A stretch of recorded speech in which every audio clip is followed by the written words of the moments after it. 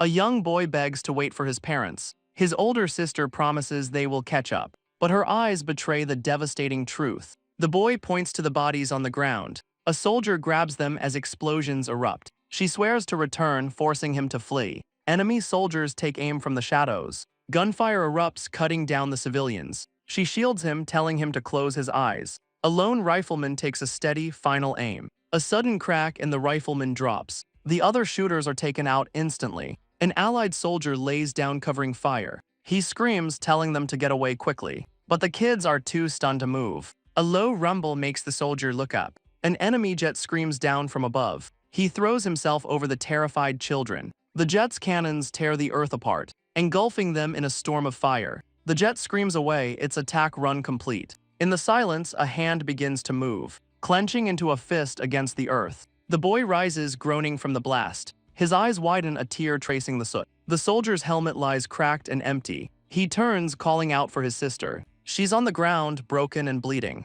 A raw, terrified scream rips from his throat. He rushes to her, begging her to get up. He screams for his sister, the enemy jet still overhead. His cries are lost in the chaos of war. She echoes her earlier lie, telling him to go on. He accuses her of lying, just like their parents. He begs her to run with him, but she can only tell him to go. The enemy jet banks for another deadly pass, and he screams into the sky for a savior. A shadow falls over him as a soldier appears. His red eyes are cold, noting the boy's cries make him a problem. The boy looks up, hoping for another hero. The soldier offers a cruel bargain, his life alone. Above, the enemy jet screams through the sky. He warns the boy what comes next must be a secret. Blue energy swirls as he says no one would believe it. His red eyes narrow with intense, cold focus. His eyes transform, glowing with an impossible power. The boy can only watch, stunned into silence. The impossible blue light reflects in his eyes. He thrusts his hand towards the sky, unleashing a torrent of energy at the enemy jet. The pilot is shredded by energy-laced raindrops.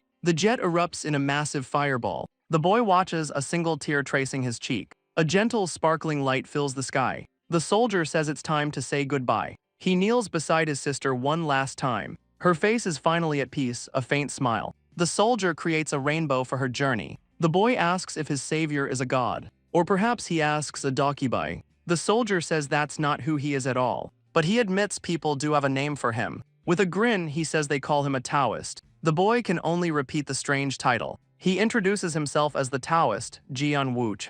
Blue energy swirls as he proudly declares his identity. The scene shifts to a man live streaming at his desk. His chat immediately roasts his worn-out tracksuit. He insists he can't throw it away, it was a gift. He claims it's from people he saved in a war, but his chat calls him delusional. A viewer spots a spider crawling on his shoulder. He touches it, unleashing a burst of blue energy. The light forms a water bubble around the spider. He corrects them, this is a Taoist spell. His chat is still convinced it's just CGI.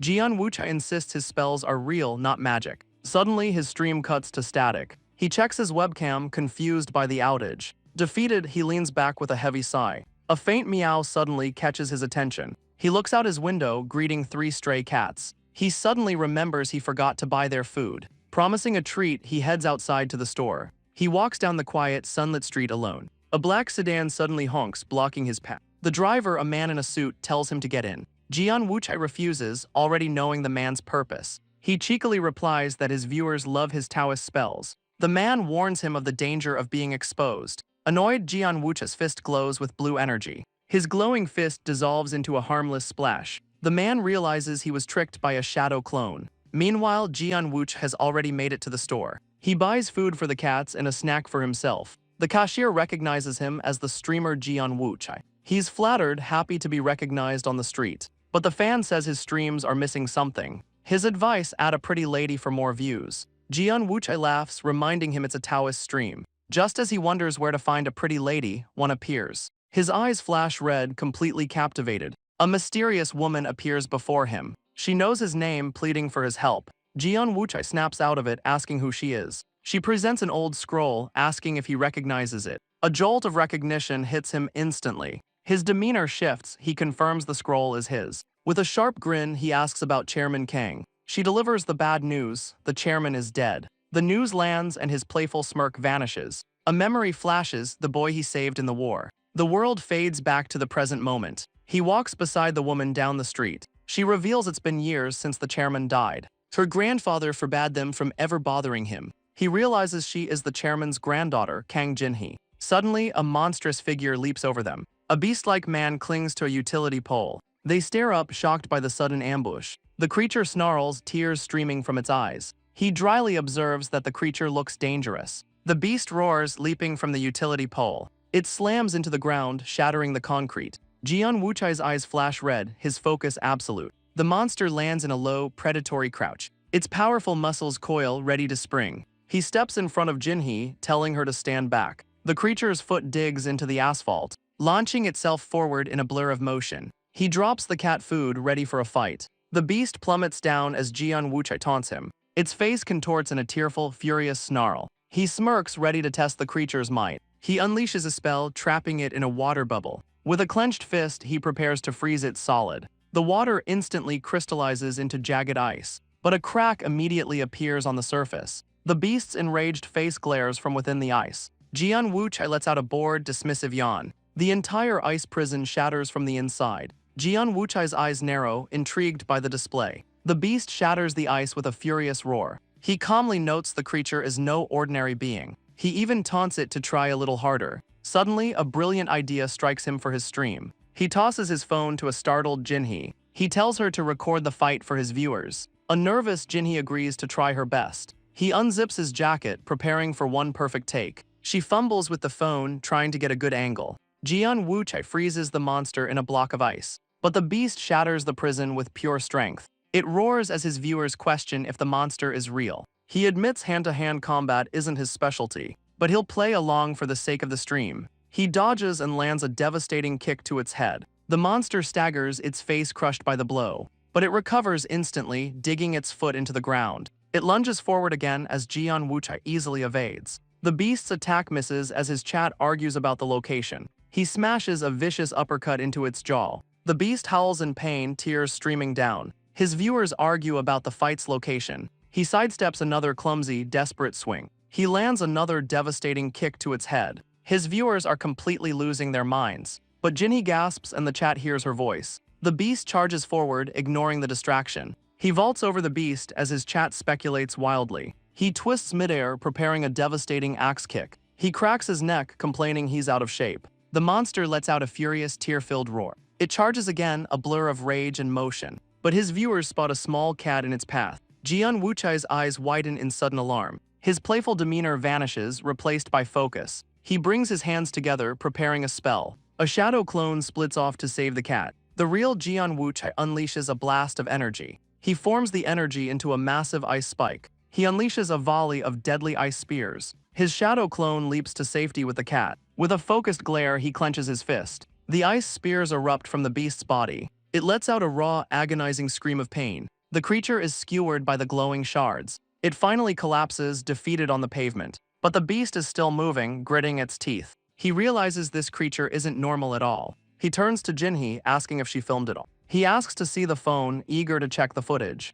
But the screen shows the stream is still live. He realizes in horror the entire fight was broadcast. He facepalms, knowing the old man will be furious. Jinhee asks if she did something wrong as the beast stirs. His viewers are completely losing their minds over her. He curses, realizing the monster has escaped. Suddenly, his phone begins to vibrate insistently. The caller ID confirms his worst fear, the old geezer. The scene shifts to a quiet, modern building at night. The cats have been fed, their cans empty. One of them lets out a satisfied yawn. Jinhee sits awkwardly, petting a white cat. Jian Wuchai glares, a calico in his lap. Across from them, the old man fumes silently. The three of them sit in a tense circle. He scolds him for live streaming the entire fight. Jian Wuchai claims it was an accident but gets shut down. The man says this is his fault for being a streamer. He erupts in fury as Jian Wuchai asks a cat for help. The cat's attention is suddenly drawn to the old man. He rants that in millennia he's never met such a fool. The cat interrupts his rant, rubbing against his leg.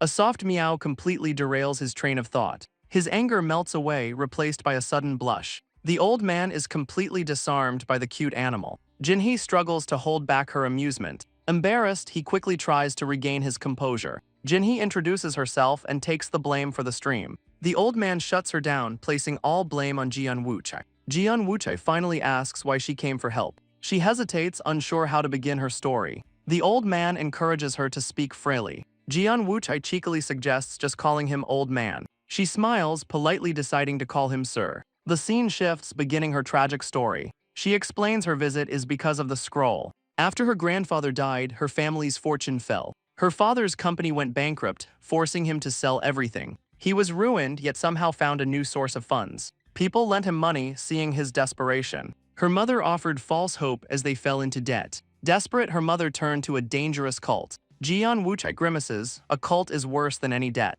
The cult consumed her mother, who was rarely home. The scroll remained protected by her grandfather's will. But soon, powerful people came looking for it. She begs him to take it before her family sells out. The old man takes the scroll, ending her story. He scoffs at the art, but Jian Wuchai defends it. Jian Wuchai snatches the scroll back, tired of the criticism. The old man explains the poor art is what makes it suspicious. His expression hardens, his eyes glowing red. He asks Jinhee to name everyone hunting for the scroll. She lists the cult, lenders, and even debt collectors. She hesitates, about to reveal one more pursuer. And finally, she mentions the monster from before. The old man says the monster only appeared with her. He insists they must learn what the scroll can do. With a confident grin, he unrolls the scroll to show them. Jian Wuchai offers to grab them all some coffee. He casually walks onto the surface of the scroll. His foot sinks into the painting like a portal. Promising a quick return, he begins to descend. He vanishes into a column of brilliant blue light. The white cat leaps back, startled by the flash. His form dissolves completely into the painting. The scroll returns to normal, leaving no trace. Jinhee stares in awe, pointing at the scroll. She asks if it's a dimensional door, and he agrees. The old man remains silent, arms crossed. Jinhee admits the day has been completely overwhelming. He claims even after millennia, there are still surprises. She's stunned, questioning just how old he really is. He offers to have her family watched for their protection. She feels she's already caused them too much trouble. He reassures her that no one is more trouble than Jian Wuchai. Jian Wuchai emerges from the scroll, accusing them of gossiping. The old man dryly confirms his suspicions were correct. As he hands over the coffee, he casually admits he made the scroll. The old man asks how he could have made the scroll. Jian Wuchai admits he doesn't know how it works. The old man can't believe what he's hearing. He clarifies he made it, but its power is a mystery. The old man asks if he has any idea who wants it. But Jian Wuchai is completely stumped. Frustrated, the old man insists they need a lead. Suddenly, Jian Wuchai gets a brilliant idea. He suggests they hunt the monster on a live stream. His stream announces a manhunt for the runaway beast. The old man scoffs at Jian Wuchai's ridiculous manhunt stream. Jian Wuchai insists the creature is real, not CGI. A man watches the stream, mocking his outburst. He complains that he can't just kill the Taoist. A woman asks why, and he blames the shadow clones. They've already covered up the scene of the fight. She confirms all witnesses have been silenced. The secretary Yu Jinna accepts her orders. She reveals Kang Jinhee's family was deliberately ruined, but they can't yet link it to Jian Wuchai's scroll. The man in the suit asks if everything is connected. Jinna reports an internal probe will take 6 months. She presents the authorization needed for the investigation. He notes she found something despite her reluctance. She confirms she's linked it to another ongoing case. He sighs, admitting the situation is getting messy. He orders a full investigation into the mother's cult. He worries for Jinhee, now tangled with Jian Wuchai. A notification reveals Jian Wuchai is joining the hunt. The scene cuts to Jian Wuchai, ready for action. Jian Wuchai leaps across the rooftops of Incheon. He soars through the air with impossible speed. An ally confirms the area has been evacuated. They used a civil defense drill as a cover story. He asks about a foreigner found among the injured. Ending the call, he closes in on the location. He lands gracefully atop a narrow utility pole. He wonders why a monster would appear here. From his high perch, he scans the empty streets. The entire neighborhood is a silent, deserted trap. He spots his targets just ahead. But there are 2 monsters, not one. He leaps down to investigate them, landing silently on the empty street. He smirks, ready to see their plan. He walks right up to the creatures. But something feels incredibly wrong. The monsters don't even notice him. A sudden chilling thought strikes him. His eyes widen as he sees the truth. The monsters are trapped inside a shimmering barrier. He realizes a powerful field is hiding him. It's a high-level spell, almost undetectable. He turns, demanding to know who's responsible. A man in a white suit stands behind him. The man confirms he trapped the creatures. He offers a casual, almost mocking greeting. Jian Wuchai's eyes narrow with suspicion. The man claims he's just trying to be polite. Jian Wuchai notes this isn't the time for pleasantries. The man in white reveals he knows his name. He claims he's a fan from his streams. He admits he wanted to see a live performance. The man says they both need the creatures gone. He offers to take one, clicking his watch. The shimmering barrier begins to fade away. The creatures roar, finally freed from their prison. His eyes flash red, ready for the confrontation. The two beasts immediately lunge forward to attack. He reminds the man to handle his half of the deal. The monster lunges, but Jian Wuchai has vanished. Its powerful fist shatters the pavement below. He lands lightly on a piece of flying debris, using the momentum to kick the beast in the head. His eyes glow red, his focus absolute. He runs across the back of the fallen creature. The second monster roars, lunging to attack. He dodges under a swipe of its deadly claws. He's surprised by the creature's incredible speed. He realizes these two are far stronger than the last. He realizes he must separate the two beasts. He leaps up a wall, baiting the agile one. The creature scrambles right behind him. As planned, the brute is too slow to follow. The abandoned monster roars in frustration. Jian Wuchai lands on a rooftop, and the agile beast follows close behind. It leaps across the gap with terrifying speed. He continues to flee across the rooftops. The monster lands, preparing its next lunge. The creature flips off the side of a building. Its face is a mask of tearful, snarling rage. Jian Wuchai leaps back, unleashing an ice spell. He summons a volley of deadly ice spears. The monster dives straight through the attack. It snatches two of the spears from midair. Jian Wuchai can't believe what he's seeing. The beast lands, wielding the ice like daggers. It slashes forward with its new frozen weapons. He barely dodges the impossibly fast strike. He gathers moisture, preparing a new spell. The water droplets swirl around him, ready to strike. He instantly freezes them into jagged ice shards. He unleashes a deadly scattershot of ice. But the beast leaps off the wall, dodging the volley. It plummets down, claws ready to tear him apart. Its foot slams down, but he's already gone. It was a clone, shattering into a burst of ice. The monster lands, snarling at the puddle of water. It looks around, searching for its real target. The real Jian Wuchai watches from a rooftop, impressed. He realizes capturing them alive will be a problem. The man in white asks if he's enjoying the show. Jian Wuchai asks if the man is mocking him. The man notes he's deliberately holding back his power. He taunts him, asking if this is his true limit. Annoyed, Jian Wuchai says he has orders to capture them. He explains they're needed to develop countermeasures. The man scoffs, doubting Korea has such an organization. Jian Wuchai asks about other countries, but it varies. The man in white offers a final, smug warning. The agile monster charges across the rooftop. Jian Wuchai dodges as the beast shatters the ledge. He leaps backward, falling from the building, and the creature dives right after him. It plummets down, claws ready to tear him apart. But it was another clone, a perfect water decoy.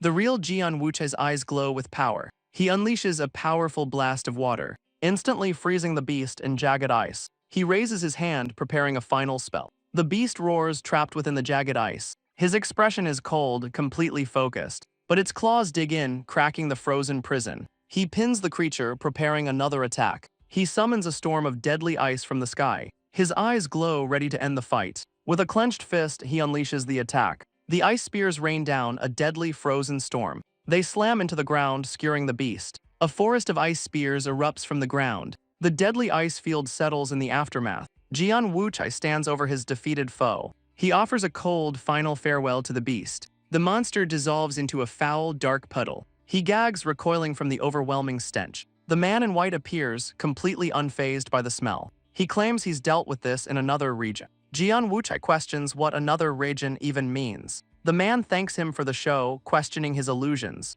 The man claims they have similar abilities. He steps into the puddle, asking how he'll clean it up. He proudly declares this is his true self. He offers a business card to a confused Jian Wuchai. The card identifies him as Merlin, a magician. Jian Wuchai scoffs at the title of magician. Merlin smirks, claiming he's a master of his craft. Jian Wuchai is already sick of this man's attitude. Merlin asks if he'll deal with the other monster. Below, the second monster lets out a furious roar. Merlin casually admits he forgot about the other monster. He agrees to handle it, purple energy swirling at his fingertips. The remaining beast lets out a furious, tearful roar. With a simple snap of his fingers, a dark, unseen force slams into the creature, and its head explodes in a shower of gore. Jian Wuchai watches, stunned by the instant kill. Merlin reveals a chilling truth: the beasts are failed products. Jian Wuchai asks if there are successful ones out there. Merlin recalls a village in Ireland that simply vanished. Jian Wuchai asks where this supposed village is. He questions how Merlin survived if everyone vanished.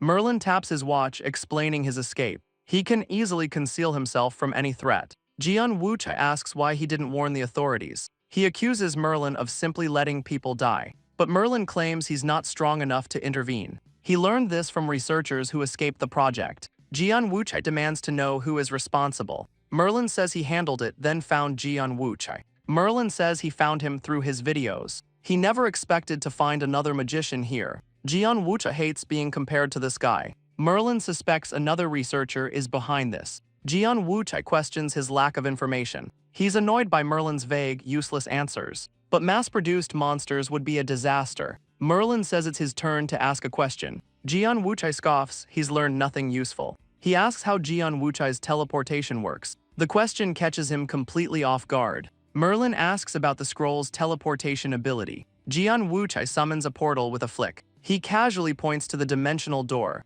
The magician watches with a knowing smirk. Merlin suspects it's more than simple teleportation. He demands to know how the spell works, but Jian Wuchai cheekily refuses to answer. He reminds Merlin they are not allies. The scene flashes back to his stream an hour ago. His chat quickly catches up on the monster situation. They're failed experiments from a foreign research lab. Back in his room, Jian Wuchai opens a drink. He takes a long, thoughtful sip from the can. He confirms his chat's summary is mostly correct. He asks his viewers for leads on local labs. His main concern is that Jinhee is now a target. Annoyed, he defends himself against his chat's teasing. He warns them the threat could reach their homes. Frustrated, he facepalms at their complete disbelief. His chat teases him, asking for videos of his informant. He insists there are no videos of the encounter. He slams his desk, frustrated by their disbelief. His eyes glow as he pulls soda from the can. The liquid forms a strange, monstrous shape. He forms a soda monster, calling it a zombie. He then creates a water figure of his informant.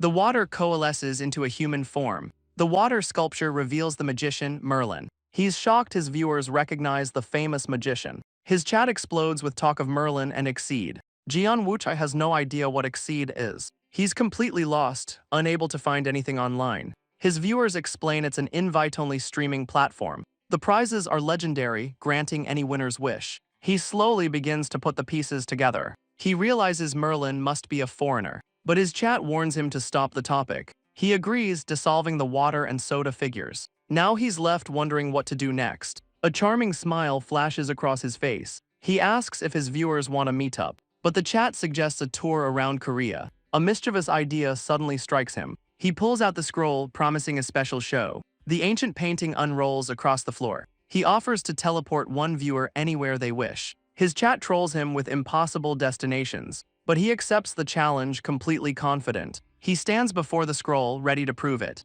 He dares other streamers to even try this stunt. His bare foot steps onto the ancient scroll. He plunges into a swirling, digital vortex. A viewer stares, completely stunned by the live feed. Inside the portal, he confirms the signal is still live. He tells his chosen viewer to just hang on. Their destination, he announces, is Namsan Tower, but his eyes widen in sudden, horrified realization. The portal opens hundreds of feet in the air. He plummets from the sky, screaming in terror. He tumbles through the air, completely out of control. His chat asks if this is the end for him. He screams, realizing this could actually be his death. He struggles desperately to open another portal. He screams for a gate to open and save him. Suddenly, his phone glitches into a dark portal. He's pulled into a strange, digital dimension. The scene flashes back to his talk with Merlin. Jian Wuchai calmly claims he made the scroll himself. He admits he only succeeded once, 500 years ago. Merlin offers to buy the powerful artifact from him. Jian Wuchai flatly refuses, so Merlin asks for a new one. He cheekily admits many people are hunting for the scroll. He offers a trade, information for the scroll's secret, but Merlin claims he has no intel to share. Jian Wuchai feigns indifference, asking for any lids. He explains the scroll's power is limited to Korea. It's a deadly trap for any foreigner who uses it. So why is everyone trying so desperately to get it? The flashback ends as he faceplants in his room. A flashback shows a younger Jian Wuchai dreading a visit. His companion reminds him it was his idea. He cheekily compliments her for dressing up for the occasion. She worries that she might have overdone it. He reassures her that it's perfectly fine. He hopes her presence will spare him from being salted. She learns they're visiting a powerful real estate mogul. She panics, thinking her gift is too simple. She wishes she'd brought expensive ginseng wine instead. He calls them foreigners, piquing her curiosity. He confirms there are others like him, but the old man keeps their existence a secret in Korea. He believes they must be controlled to protect humans. They continue on their way to meet the mogul. A woman in a business suit steps out of a car. She offers a polite, almost formal greeting. His eyes glow. He recognizes her as Yu Jinna. He marvels that her family hasn't aged in 500 years. She introduces herself to his companion, Kang Jinhee. Jinna admits she's heard stories about him. They arrive at the sprawling Dangun residence. A muscular woman pelts him with purifying salt. She calls it a tradition to cleanse the impure. Jinhee nervously asks if she's next in line. The woman says she's guilty by association, but she pauses, studying Jinhee's face. Her serious expression breaks into a hearty laugh. She explains he's been fighting impure creatures. Jinhee realizes she's meeting the kitchen god. The god confirms her identity as Jinhee remembers. The kitchen god admits she dislikes the traditional offerings. She clarifies she's not a real god, just long-lived. Her title is just a nickname earned through her powers. She compliments Jinhee, unlike the troublemaker Jian Wuchai. But Jinhee is stunned, hearing the mogul's name for the first time. Jian Wuchai reveals he was supposed to keep it a secret. A man appears, denying any plans to get married. He questions why Jian Wuchai hid his identity from Jinhee. Jian Wuchai admits he just enjoys teasing the mogul, but his expression hardens, demanding to know the reason for this meeting. The mogul grills him about his reckless live stream. He accuses him of showing off the scroll for views. But Jian Wuchai insists it was all part of a plan. He used the stream to bait everyone hunting the scroll. The mogul calls his plan reckless and incredibly dangerous. Jian Wuchai boasts he can handle 3 monsters alone. The kitchen god asks who guaranteed there'd only be 3. He cheekily says he'll just lure any extras to her. Her eyes narrow, furious at his disrespect. She erupts, refusing to let him bring vermin here. He begs her to calm down, citing the humans. Jinhee and Jinna are caught in the terrifying standoff. A single drop of water splashes her cheek. Jian Wuchai summons a wall of water to protect them. The mogul steps between them, demanding they stop. Jian Wuchai argues they can't risk injuring the women. He quickly backs down, calling for a truce. The kitchen god reluctantly extinguishes her flames. The mogul explains her fierce loyalty to the house. She apologizes to Jinhee and Jinna for the outburst. The mogul asks if he'll keep using the scroll on stream. The kitchen god scoffs, finding it ridiculous. He boasts about his popularity, but with a catch. The mogul orders him to stop making moves alone. He tells Jinhee to call Jinna for an escort. She's to be guarded anytime she leaves the house. Jian Wuchai demands to know why she needs this. Jinna reveals the old man's contacts have vanished. He scoffs, but she confirms 20 people are missing. The number leaves Jian Wuchai completely stunned. 20 foreigners like him have vanished without a trace. He demands to know why this puts Jinhee in danger. Jinna names the group responsible, the Heavenly Emperor Order. They believe her mother's dangerous cult is directly involved. She presents a file, urging them to look. The group stares in shock at the documents. For a year, they've tracked the cult with no success. But half vanished recently, their locations matching the cult's. He admits they're facing an unknown threat and need help. The mogul turns to Jinhee, asking about her mother. Jinhee admits her mother still comes home sometimes. Her mother raged, demanding they pray even harder. The kitchen god scoffs. Jinhee is now the main target. The mogul demands to know if he's taking this seriously. Now everyone will use her to get to him. Jinhee's parents will also be placed under protection. She asks if the missing people had powers like his. Jinna confirms they were all beyond common sense. He cheekily claims he's not like the other foreigners. Most foreigners wander, as their agelessness draws suspicion. She confirms this many disappearances are completely unprecedented. He finally understands the mogul's recent, frequent calls. He argues they should have just been honest from the start. The mogul scoffs, knowing he's too reckless to just listen. He boasts he's too powerful to simply disappear like that. The mogul asks if he thinks the others were just weak. He demands to know the names of the missing people. The mogul reveals a famous general, Yiwu, is missing. He's stunned, calling the legendary general his drinking buddy. The mogul mocks him for not knowing his friend was gone. The mogul confirms Yiwu led his special forces. He warns that whoever took Yiwu is incredibly strong. Jinhee pulls up the general's historical profile. She can't believe a historical figure is still alive. But Jinna points out Jian Wuchai is the same. The mogul admits they're in a state of emergency. Jian Wuchai cheekily says he's the only one who listens. The kitchen god mocks him for his arrogance. She erupts in flames, challenging him to a fight. The mogul sighs, ordering Jian Wuchai to follow him. Jian Wuchai is shocked to be singled out. The mogul gestures for him to follow. He leads Jian Wuchai away for a private talk. Jian Wuchai asks why he's being pulled aside. The mogul questions the truth of his recent stream. He asks if the foreign magician was a real informant. The question catches Jian Wuchai off guard. He knows it happened during the monster incident. Jian Wuchai insists he reported what he was told.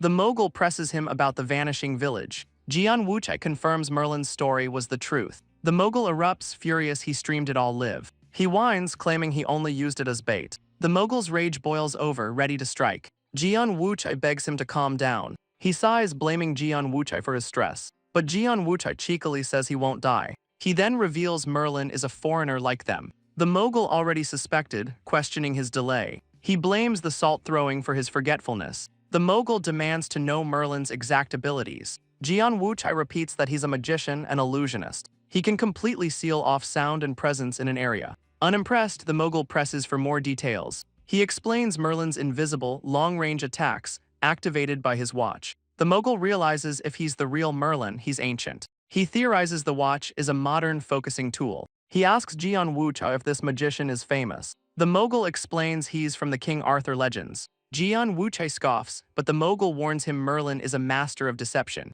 Jian Wuchai flicks his fingers, summoning the card. He presents Merlin's business card as physical proof. The mogul asks if his magic is like Taoist spells. He admits Merlin has a very troublesome ability. The mogul questions the UK number on the card. Jian Wuchai admits he never even tried to call. He explains Merlin promised to contact him instead. The mogul's patience is clearly wearing thin. He asks why Jian Wuchai erased all the evidence. His cleanup crew found no trace of the monsters. Jian Wuchai scoffs at the idea of cleaning up. The mogul demands to know who erased the evidence. He realizes Merlin must have handled the cleanup. Jian Wuchai confirms it was the mysterious magician. The mogul asks if he saw Merlin leave the scene. He admits he was just desperate to get away. He taunts him, asking how no one even knew. He admits Merlin's appearance was a complete surprise. He asks about the injured man. He's recovering safely. The man was caught between the two rampaging beasts. Jian Wuchai recalls the monsters could communicate. The mogul presses him, asking if he knows something.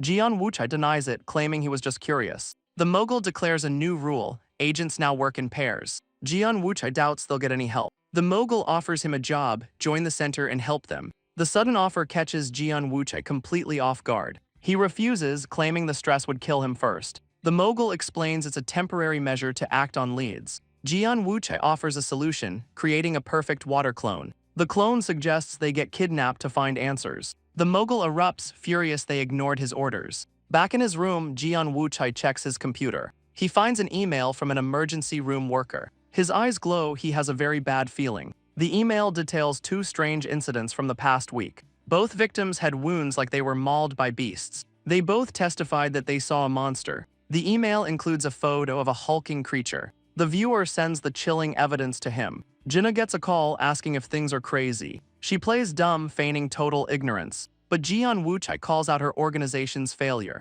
She thanks him, claiming they have it under control. He offers his help, refusing to let people get hurt. He'll handle the monsters, but it must be a secret. He explains the mogul would shut down his stream. She questions his plan, but he's already on his way. A portal rips open right beside her desk. Jian Wuchai steps through into her office. Jian Wuchai cheekily asks if she's fascinated. Jinna is furious that he just barged in. He reveals he knows this is the secretary's room. He compliments her as the smartest one yet. His flattery only seems to irritate her further. She remarks that she's never seen a leader so young. She can't ignore his streams, but he claims they're harmless. Her hand rests on a stack of documents. She reveals she knows about the monster email. He admits he planned to ask the sender for help. She says they'll handle the informant on their own. He asks why she's choosing the hard way. She's unconvinced, questioning his need to stream. He cheekily admits it's all for the views. He shows her the low views on his monster videos. He reminds her that Merlin was one of his viewers. She realizes the stream could warn other foreigners. She asks if he's crazy enough to stream it live. He smirks, claiming he's not that stupid. The next mission is set, a mall in Daegu. He coordinates with the informant over the phone. They arrive at the mall, which looks nearly finished. They walk through the deserted, high-end shops. He admits his orders are to keep the fight quiet. His first priority is finding her a safe place. He smirks, needing only 2 minutes of good footage. She playfully asks if he'll fight for 2 hours. She worries the low light will make filming difficult, but he insists the organization will love it anyway. He knows his subscribers will hate the poor quality. Jinna spots their target, a strange fish-like creature. Without hesitation, Jian Wuchai leaps into action. He lands perfectly, ready for the confrontation. The informant groans, knowing his chat will mock the monster. The creature sees a reflection, remembering its partner. Jian Wuchai realizes they might actually be intelligent. It lets out a furious, grief-stricken roar. A wave of raw power explodes from its body. The psychic scream shatters the glass around it. The informant clutches his head, reeling from the blast. The creature writhes, overwhelmed by its own power. It thrashes wildly as the informant watches in shock. He ducks for cover as the monster's rage intensifies. Jian Wuchai decides he can't wait any longer. He summons swirling water, naming his new attack. He's embarrassed but knows his viewers love this stuff. A flashback shows his chat schooling him on skill names. He admits naming the spell makes it easier to control. He unleashes the rotating water pierce with a gesture. The water spears slam into the weeping creature. He's stunned, the attack didn't even pierce its hide. The monster unleashes another deafening psychic roar. He clutches his ears, overwhelmed by the sound. He corrects the spell name, preparing a new attack. The enraged creature charges straight toward him. He forms a massive water spear, an easy target. He grips the swirling weapon, ready for a direct hit. He meets the charge, thrusting the spear forward. But the beast catches the spear in its powerful jaws. It shatters the weapon, its body impossibly strong. He sidesteps, forming a new water blade. The beast slams into the wall behind him. Jinna flinches, startled by the violent crash. A clone appears, offering to get her to safety. She refuses, remembering he left a clone for her. The clone explains this body can't use the scroll. He offers to escort her to the Mogul's agents. But Jinna flatly refuses to leave the fight. He insists it's too dangerous to stay here. She begs him not to make her useless. The informant is stunned by a sudden, loud crash. Jinna just grips her camera, focused on the battle. The informant groans, completely overwhelmed by the chaos. A massive ice spike erupts from the floor below. They stare in shock at the impossible ice formation. The informant's eyes widen, seeing who's responsible. Jian Wuchai calls up, asking what they're doing. He leaps up to the walkway in a single bound. He lands, cheekily telling the informant to watch out. The informant complains his attacks are completely useless. He explains the monster's scales are impenetrable. Its tough hide is driving him completely crazy. He reveals he's frozen the beast solid. But cracks are already starting to form. He admits the ice won't hold it for long. The creature is already breaking free. His priority is getting Jinna to safety. He scoops her up without any warning. Then he leaps from the high walkway. They plummet towards the ground floor. He reverses their fall, launching them upwards. The informant yells for him to wait. A sphere of water forms right by her camera. She questions the cringy name of his spell. He blushes, admitting it's completely embarrassing. He'd rather call it a simple water arrow. The arrow blasts through the glass ceiling above. He propels them through the shattered opening. They land safely on the rooftop of the mall. A massive ice crystal erupts, sealing the hole behind them. Below, the monster stares up at the sealed ceiling. He asks if she filmed their entire chaotic escape. He questions her fearlessness for not holding on. Jinna just laughs, relieved the building didn't collapse. He tells her to stop filming and wait for backup. But the monster smashes through the rooftop floor. Jinna screams for him to watch his back. He tells her to worry about herself instead. A massive water sphere crashes down behind him. The entire rooftop is engulfed in a tidal wave. The entire rooftop flash freezes into a block of ice. But the monster shatters the trap with raw strength. Jian Wuchai is shocked his spell was broken so easily. He can't retreat while Jinna is still in danger. He leaps from the roof, diving straight for the beast. He smashes his heel into the creature's head. The monster is sent flying into the street below. But it gets up, its body impossibly durable. He remembers Merlin defeated one in a single hit. If one hit won't work, he'll just keep attacking. He smirks, vowing not to let it escape. The creature crouches, gathering its strength. His eyes widen as he sees the monster's new target. He realizes the creature is suddenly growing larger. Its body swells, muscles bulging with raw power. The beast sprints down the street with terrifying speed. He races to intercept it, but it ignores him. It charges straight for Jinna on the rooftop. His eyes glow as he unleashes a restraining spell. He commands the beast to freeze in its tracks. He unleashes a final, desperate command. Jinna screams for the monster to just explode. The creature bursts in a shower of gore. She's covered in viscera, whispering his name. He rushes to her side as she collapses. He catches her just before she hits the ground. She looks up at him, completely dazed. But a hooded figure floats down from above. The informant claims he's an ally. He notices something strange about Jinna's weight. The informant reveals his power, complete gravity control. Later that night, the scene shifts to a hospital. Jinna is unconscious, but doctors find no internal injuries. An agent questions why he brought a civilian along. He defends Jinna as his partner and channel producer. She scolds him for endangering a normal human. She then asks if he met the backup, Kang Haji.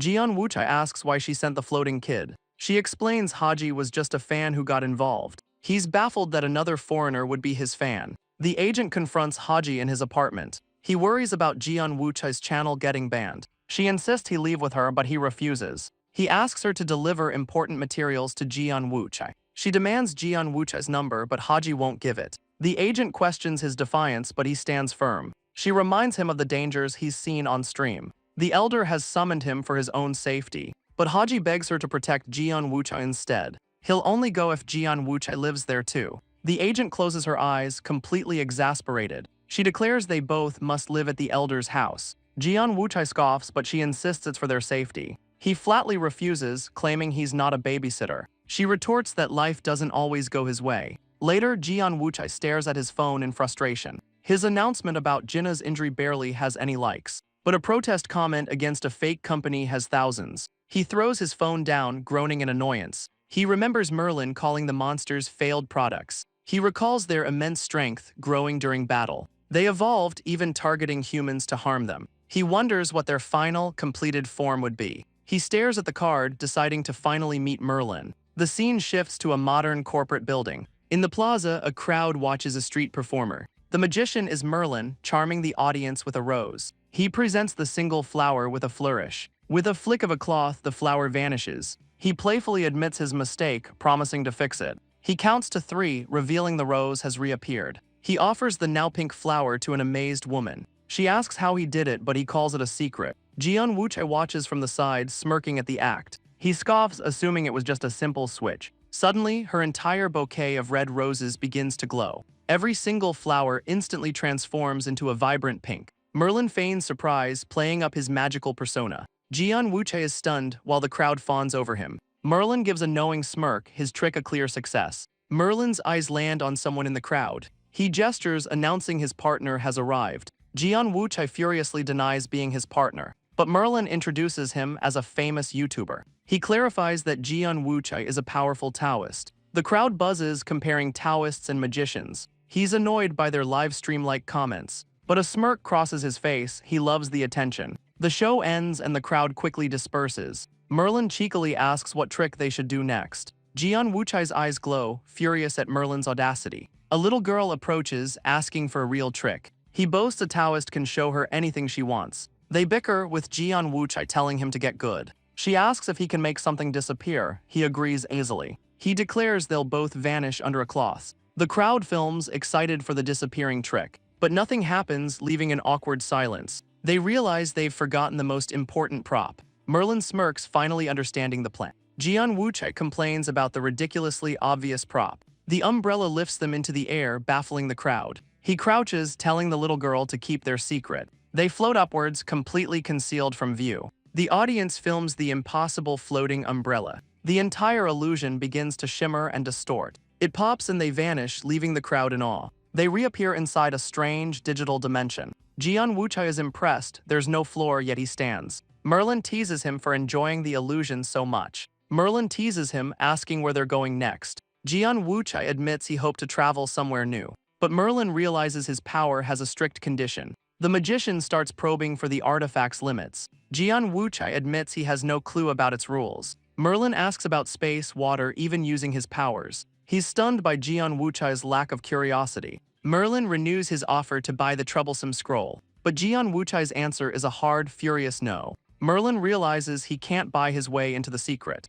Merlin cheekily asks if he's feeling optimistic. Jian Wuchai asks if he enjoys his long life. But Merlin's expression darkens. It's not fun at all. The sudden shift in tone catches Jian Wuchai off guard. A vision of the legendary wizard appears, ancient and powerful. He quickly recovers, changing the subject back to the monsters. Jian Wuchai asks if he's ever seen a successful one. Merlin insists he never lies, but the monsters have evolved. He's never seen a final form, but he knows one thing. The creatures were made to imitate people like them. He's horrified the monsters are failed copies of them. He realizes Merlin was the one who cleaned up the scene. Jian Wuchai argues he left it for the usual cleanup crew. But Merlin questions the wisdom of leaving that to humans. Merlin notes his surprising trust in humanity. Though confused, Merlin promises to share any new info. Back in his room, he's overwhelmed and depressed. He summons water, trying to think of a solution. Idea 1, talk to friends, rejected, he has none. Idea 2, go drinking, rejected, he's completely broke. Idea 3, go live, rejected, he's still on a break. His phone buzzes, interrupting his sulking. He glances at the unknown number, wondering who it is. He cautiously answers the unexpected call. An incredibly loud voice screams his name through the phone. He's completely baffled by the sudden, intense greeting. The caller is Haji, his fan from the mall fight. He asks to return Jinna's things in person, but a silver-haired man questions the extra guest. He demands to know who Jian Wuchai brought with him. Haji begs the agent to protect Jian Wuchai instead. He gives her an ultimatum, he'll only go if Wuchai does. The agent sighs, completely out of patience. She declares they'll both live at the elder's house. Jian Wuchai refuses, but she insists it's for his safety. He explains to the man that Haji is his fan. The man asks what role the kid will play. Jian Wuchai hands him a bag, making him the film crew. He orders Haji to film but keep the man out of frame. The silver-haired man asks about his floating ability. Haji stammers, trying to explain his ability. The man asks if his power works on people too. A flashback shows Jian Wuchai refusing to babysit. The agent retorts that life is often unfair. He groans, completely fed up with the situation. His injury post gets ignored for a fake protest. The silver-haired man smiles, getting an idea. He takes a single, deliberate step forward. Suddenly, all three of them are floating. The man demonstrates his own gravity-defying power. The silver-haired man praises Haji's gravity ability. He then drops them both from the sky. Jian Wuchai groans, collapsing back in his room. He can't stop thinking about Merlin's words. The monsters were failed products but impossibly strong. They evolved, even learning to target humans. He wonders what their completed form would be. He stares at the card, deciding to meet Merlin. Back outside, Haji calls the man a creep. He reveals the man is a manager at Exceed. Haji is stunned by the manager's casual reveal. He leads them to a sprawling, moonlit compound. He boasts the place is practically its own village. The scene cuts to the Exceed corporate building. In the plaza, the manager performs for a crowd. He charms the audience with a single red rose. He presents the flower with a confident smile. With a flick of a cloth, the flower vanishes. He playfully admits his mistake, promising a fix. A chilling vision shows figures boarding a bus. Before a grand temple, a crowd of people bows in worship. The manager confirms it's a cult, the Heavenly Emperor Order. The name leaves Jian Wuchai completely stunned. A drone provides intel on the compound's new arrivals. He counts to 3, revealing a perfect pink rose. He offers the flower, asking if she prefers the new color. She's amazed, but he calls it a trade secret. From the sidelines, Jian Wuchai scoffs at the performance. He assumes it's just a simple sleight of hand. But then her entire bouquet begins to glow. Every single flower in her bouquet turns a vibrant pink. Meanwhile, an Exceed agent monitors the cult's compound. She reports the base is huge, but security seems weak. Her team leader knows they can't scout without support. He considers calling Jian Wuchai in for backup. The agent confirms the name, ready to make the call. The manager explains the cult leader is the Heavenly Emperor. The woman from the show fawns over his magical talent. Jian Wuchai cringes as the crowd calls him cute, but the manager just gives a knowing, confident smirk. The manager's eyes lock onto a familiar face in the crowd. He gestures, announcing his partner has just arrived. Jian Wuchai furiously denies ever working for him. The manager introduces him as a famous YouTuber anyway. Later, he points to a dark, unlit area in the distance. It's the sprawling compound of the Heavenly Emperor Order. He asks Jian Wuchai to use his artifact but gets a hard no. A clone appears, scolding him for his reckless plans. The manager turns to Haji, asking him to use his power. But Haji admits he can't carry all 3 of them. The manager deflects, calling Jian Wuchai a famous Taoist. The crowd buzzes, comparing magicians and Taoists. But Jian Wuchai smirks, he loves the attention. The manager reveals another way to achieve flight. He forms a shadow bird with a simple gesture. Jian Wuchai and Haji are completely stunned. He calmly explains there are many methods. 2 massive shadow birds carry them into the sky. Inside, Jian Wuchai reports the top floor is empty.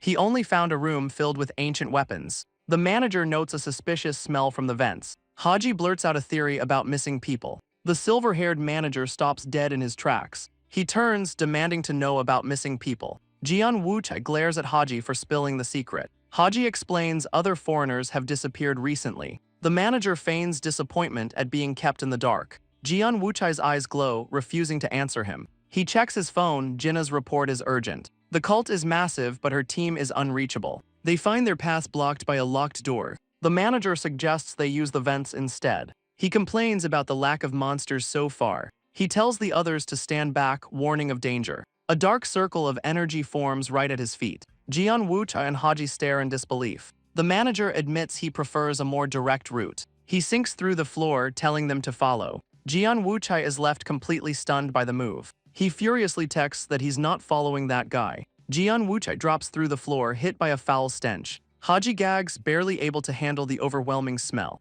They've landed in a hallway piled high with dead bodies. The manager calmly compares the horrific scene to a graveyard. He explains these are the failed products that died early. They're buried here, hidden away from the outside world. He notes the facility was designed for this grim purpose. Jian Wuchai spots a raw material lab on the floor plan. The manager reveals the monsters are made to imitate them. The horrifying truth dawns: the raw material is people. The manager clarifies the monsters were made to imitate us. He suggests Jian Wuchai misunderstood because he's too human.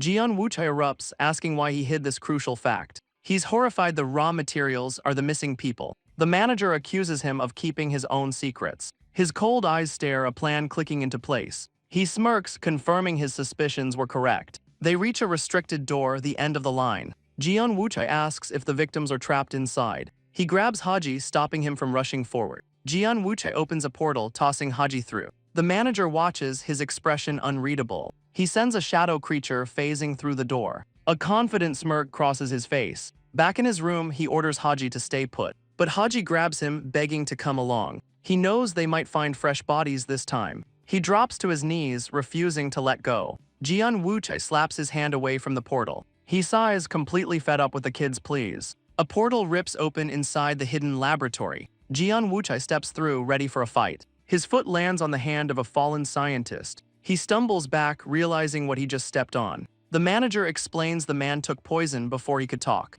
Jian Wuchai's eyes widen, his anger boiling. He stalks further into the horrifying medical room. He demands to know why someone is here. A muscular man is strapped to an operating table. The captive recognizes him, calling him by another name. The manager notes Jian Wuchai knows the captive. He picks up a notebook, deducing the man is a raw material source. The notes detail which parts to harvest and his recovery time. Jian Wuchai can't believe a veteran fighter was captured. He clenches his fist, furious at being kept in the dark. But the manager smirks, questioning his own loyalty. Jian Wuchai seethes as the man casually reads on. The notebook reveals there were many other test subjects, but all the previous results were useless failures. A vision shows a pile of discarded, emaciated bodies. Jian Wuchai gags, horrified by the grim discovery. The manager notes he's the last survivor from last year. He rips at the restraints, yelling to get him to a hospital, but the captive just screams in unbearable agony. The manager suggests a mercy killing would be better. He summons ice shards, daring Jian Wuchai to try something. He warns that releasing the man could make him go berserk. Jian Wuchai questions his logic, but the manager cites experience. He stands firm, threatening to kill him on the spot. The manager's cold eyes narrow, weighing his options. The manager taunts him but agrees to his plan. Jian Wuchai furiously tells him to just shut up. He ignores the threat, forming a blade of pure water. He brings the blade down on the metal restraints. The shackle resists, refusing to break easily. He pours all his energy into shattering the bonds. With a final surge, the restraints finally fly apart. The captive lies on the table, completely freed. Jian Wuchai is stunned by the shackle's durability. He asks to examine the man, ignoring the risk. The manager claims he's better at analyzing things, but he points to the shackle, which is melting. The metal dissolves into a strange purple goo. He deduces it's a life fragment, not an artifact. He explains some powers use a piece of the user. With a flick, the fragment bursts into nothing. He collects the residue, knowing the user is now alerted. Jian Wuchai realizes the creator is coming for them. The manager turns his attention back to the captive. The veteran fighter groans, beginning to wake up. The captive fighter convulses, choking in agony. Jian Wuchai leans in, trying to get through to him. But the man's eyes glow a furious, inhuman red. The manager smirks, having predicted this exact outcome. A violent energy blast erupts from the captive's body. The entire room begins to melt from the intense heat. Jian Wuchai is safe inside a protective water barrier. He watches as the lab is completely destroyed. He assumes the manager was caught in the blast. Suddenly, a water shuriken cuts through the flames. He phases through his door, yelling at the agent inside. but he finds his messy apartment is now sparkling clean. He asks if she's responsible, but she calmly denies it. She reveals his fan Haji has been cleaning his home. The agent cuts to the chase, requesting backup for a team. He flashes back to the captive's agonizing screams. She explains a team of normal humans is still in the field. Suddenly, Haji pops out of the bathroom, surprised to see him. Jian Wuchai grabs his scroll and rushes out the door. The scene cuts to a massive fire with people screaming for help. The captive fighter emerges, enraged at the lab's destruction. His eyes bleed, consumed by an uncontrollable rage. He remembers the face of the scientist who tortured him. He screams, his body racked with unbearable pain. His power overloads, erupting in a final fiery blast. Flashing back, Jian Wuchai and Haji exit the portal. Haji panics, completely caught off guard by the fall. Jian Wuchai needs Haji to use his power to float them. He warns him to wait until they're fully outside. Haji steels himself as Jian Wuchai gives the final command. As they fall, Haji points out their fiery target. Jian Wuchai gives him a mission: find the missing team. Haji asks why he's not coming with him. Jian Wuchai declares he's staying to clean up the mess. He plans to douse the raging inferno below. His expression hardens, steeled for the fight. A painful memory flashes through his mind. He remembers watching a village burn to the ground. An old master had scolded him for his reckless rampage. The memory fills his eyes with a familiar burning rage. He declares this time he's not the one on a rampage. Haji is confused as they race down the fiery hill. After 500 years of restraint, he'll finally act freely. The missing team screams for their comrade to turn back. They question his sanity as he screams his defiance. The agents panic, hating their mission's ridiculous code names. Spikes suddenly extend from the sole of his boot. He uses the spikes to scale a sheer vertical wall. His team watches in horror, calling him a lunatic. He lands with crushing force, kicking up debris. The team leader can't believe his eyes. He squints, his expression grim and focused. A pillar of fire and ice erupts from below. It slams into the ground with explosive force. The ice sizzles, containing the raging flames, but the immense pressure causes it to crack. It shatters, revealing terrified, trapped civilians. The rogue agent stands over a terrified man. He calmly asks if anyone has broken legs. He tells them to calm down and follow him. The agent leads the survivors through the embers. The civilians are terrified by the surrounding inferno. He warns them to watch their step in the dark. Elsewhere, Haji's call with his team leader cuts out. The signal is completely gone, leaving him isolated. He wonders how to find the team in this chaos. He's disappointed, thinking someone else made contact. But the silver-haired manager appears right behind him. He asks why Haji is so scared to see him. He offers to take the terrified kid to Jian Wuchai. Haji explains Jian Wuchai ordered him to stay away. The manager says he'd just be a liability in the fight. The truth sinks in, leaving Haji dejected. The manager smirks, teasing him about his hurt pride. He downplays his power, calling it simple levitation. But the manager insists gravity is a powerful weapon. He asks if Haji has received any training at all. Elsewhere, the rogue agent guides civilians through the fire. He leads the panicked group through the burning chaos. He points them towards a path to safety. The manager questions Jian Wuchai's loyalty to humans. An unseen voice asks if he brainwashed the Taoist. He offers a sarcastic apology for the accusation. The voice asks who invaded their private communication. The manager reveals it was the fanboy Haji. The voice is stunned by the impossible security breach. He notes the kid is unaware of his own power. He watches the distant battle, noting Wuchai's struggle. He's fascinated that Wuchai's reckless plan is working. He notes Wuchai is far stronger than he expected. The manager's contact profiles the captive Guak Yiwu. But the intel is incomplete, lacking any weaknesses. Jian Wuchai confronts the berserk fighter Yiwu. He pleads with him to stop the senseless destruction. But Yiwu coldly declares they all must die. His fiery aura explodes with murderous intent. Jian Wuchai can't believe what he's hearing. Yiwu is burning his own life force for power. He realizes the man is sacrificing himself for this rampage. Elsewhere, an agent reports all communications are down. The agents argue, refusing to retreat from the chaos. They realize the ice belongs to Jian Wuchai. The team descends into bickering and infighting. A familiar voice interrupts their argument. A clone of Jian Wuchai has found them. He clarifies his main body is fighting elsewhere. He orders them to leave, but one agent refuses. The leader explains their mission: protect Mother Bear. The clone groans, realizing who they're protecting, but the leader admits their target may not be here. The agent reports the followers are inside the main building. He asks the clone to take them to find their target. The clone hesitates, wondering what to do with Haji. The agent asks if his clones can even communicate. He explains they can't share detailed information. Suddenly, the rogue agent sprints past them. He brings his foot down with incredible force. A massive explosion rips down the path ahead. A small monster survived the blast. The clone realizes there's an underground factory. Jian Wuchai unleashes his power, pleading with Yiwu. The berserk fighter chokes, lost in his rage. He grabs his old friend, trying to break the spell.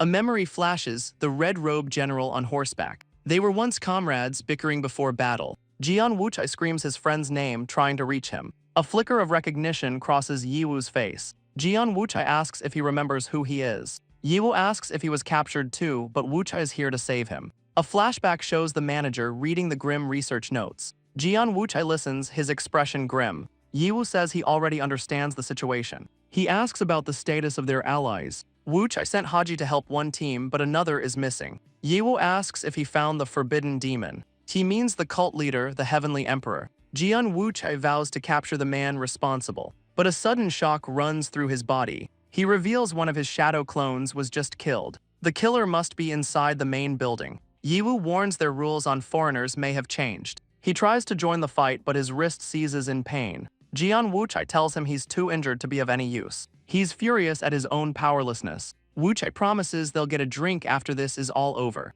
The clone and the agents head for the main auditorium. He pushes the doors open, confirming their suspicions. The massive hall is packed with robed followers. The cultists sit in silence, their faces hidden by masks. An army of them waits, a truly terrifying sight. Jian Wuchai's clone is stuck with the agent team. The team leader gives the mission, find Mother Bear. He orders his men to split up and search the building. The agent asks to join him if they can't find her. The clone warns them to leave if they fail. Elsewhere, a bloody trail leads down a dark hallway. A silver-haired man calmly peeks through a door. Inside, a long-haired figure stares out the window. He seems completely unaware of his new guest. The visitor smiles, asking if he's the owner. An agent finds their target, Mother Bear. They move through the sea of silent cultists. He grabs her, telling her it's time to leave. The robed figures slowly turn to watch them. The team quickly escorts their terrified target out. An agent asks if they can save the others. He worries the monsters might follow them here. The leader knows they can't fight a monster.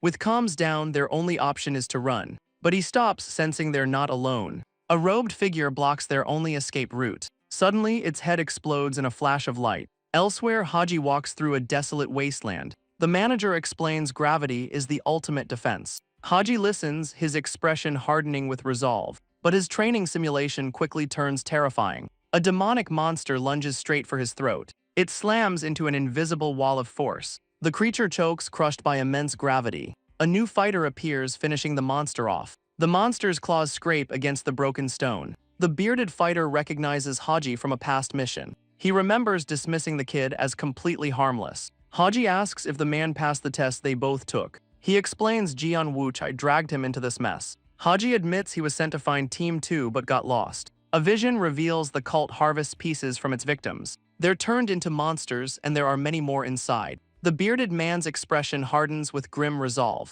but Haji is left completely confused by his reaction. The bearded fighter orders Haji to come with him. Elsewhere, an agent cautiously climbs a dark staircase. His light reveals a pair of unlocked doors. He pushes inside, tripping over something on the floor. He's horrified by the sight of a fallen comrade. An agent lies motionless on the tiled floor, but the body dissolves into a pool of water. He realizes a clone was destroyed by the monsters. He races down the hall, following the bloody tracks. Another team is overrun, screaming as monsters close in. A blade slices through the air with blinding speed. It impales a monster just before it strikes the agents. The bearded fighter lands, asking if they're all right. The agents recognize him as the missing director Guak. He turns to face the horde, holding them off alone. Elsewhere, a blood-spattered agent bursts into a room. The silver-haired manager calmly greets the intruder. The agent furiously demands to know why he's there. The manager holds up the cult leader's severed head. He drops the body, claiming to have all the answers. The manager demands the scroll's creation method as payment. The furious agent stalks across the room. He grabs the head, realizing the man is dead. He explodes, furious the manager killed their only lad. The manager smirks, blaming him for the outcome. He claims the rampaging foreigner wasted his time. The agent has no regrets, so the manager pivots. He gestures to the body, offering it as a prize. The agent furiously asks what he'd even do with it. He explains a native's corpse is incredibly valuable. The clone asks about native species. He's stunned humans can gain powers on their own. The manager says the world treats a native's death differently. They are simply reabsorbed into the universe's cycle. But Jian Wuchai dismisses it as pure speculation. The manager claims giving him the body is a concession. His true prize was the cult's monster creation research. Jian Wuchai's clone smirks, calling out his bluff. The manager plays dumb, feigning confusion. Wuchai knows he killed him to hide a crucial secret. The manager feigns annoyance at being caught. Wuchai's clone says all scammers share his smile. He threatens to shake the stolen data out of him. Elsewhere, Yiwu brutally takes down another monster. He keeps a running tally of all his kills. The area is finally clear, the threat seemingly gone. But he senses another presence approaching him. A sudden, violent explosion rips through the ground. The manager dodges a massive eruption of ice. He admits his opponent is far stronger than he expected. He lands gracefully on the frozen spike. The manager stands calmly on the ice he created. He forms a crystal, admiring his own handiwork. A confident smirk plays on his lips. He taunts Wuchai, who dares him to take a real hit. The clone demands he hand over the cult's research, but the manager claims the data is useless to him. He says the scroll isn't enough to trade for it. His eyes narrow, a new plan forming. He suddenly throws a small, dark object. The manager is caught completely off guard. Yiwu charges in, screaming at his old friend. He scolds the clone for missing his attack. Wuchai's clone demands to know why he's here. Yiwu reveals the dead cultist wasn't the leader. The manager taunts them, ready to end the fight.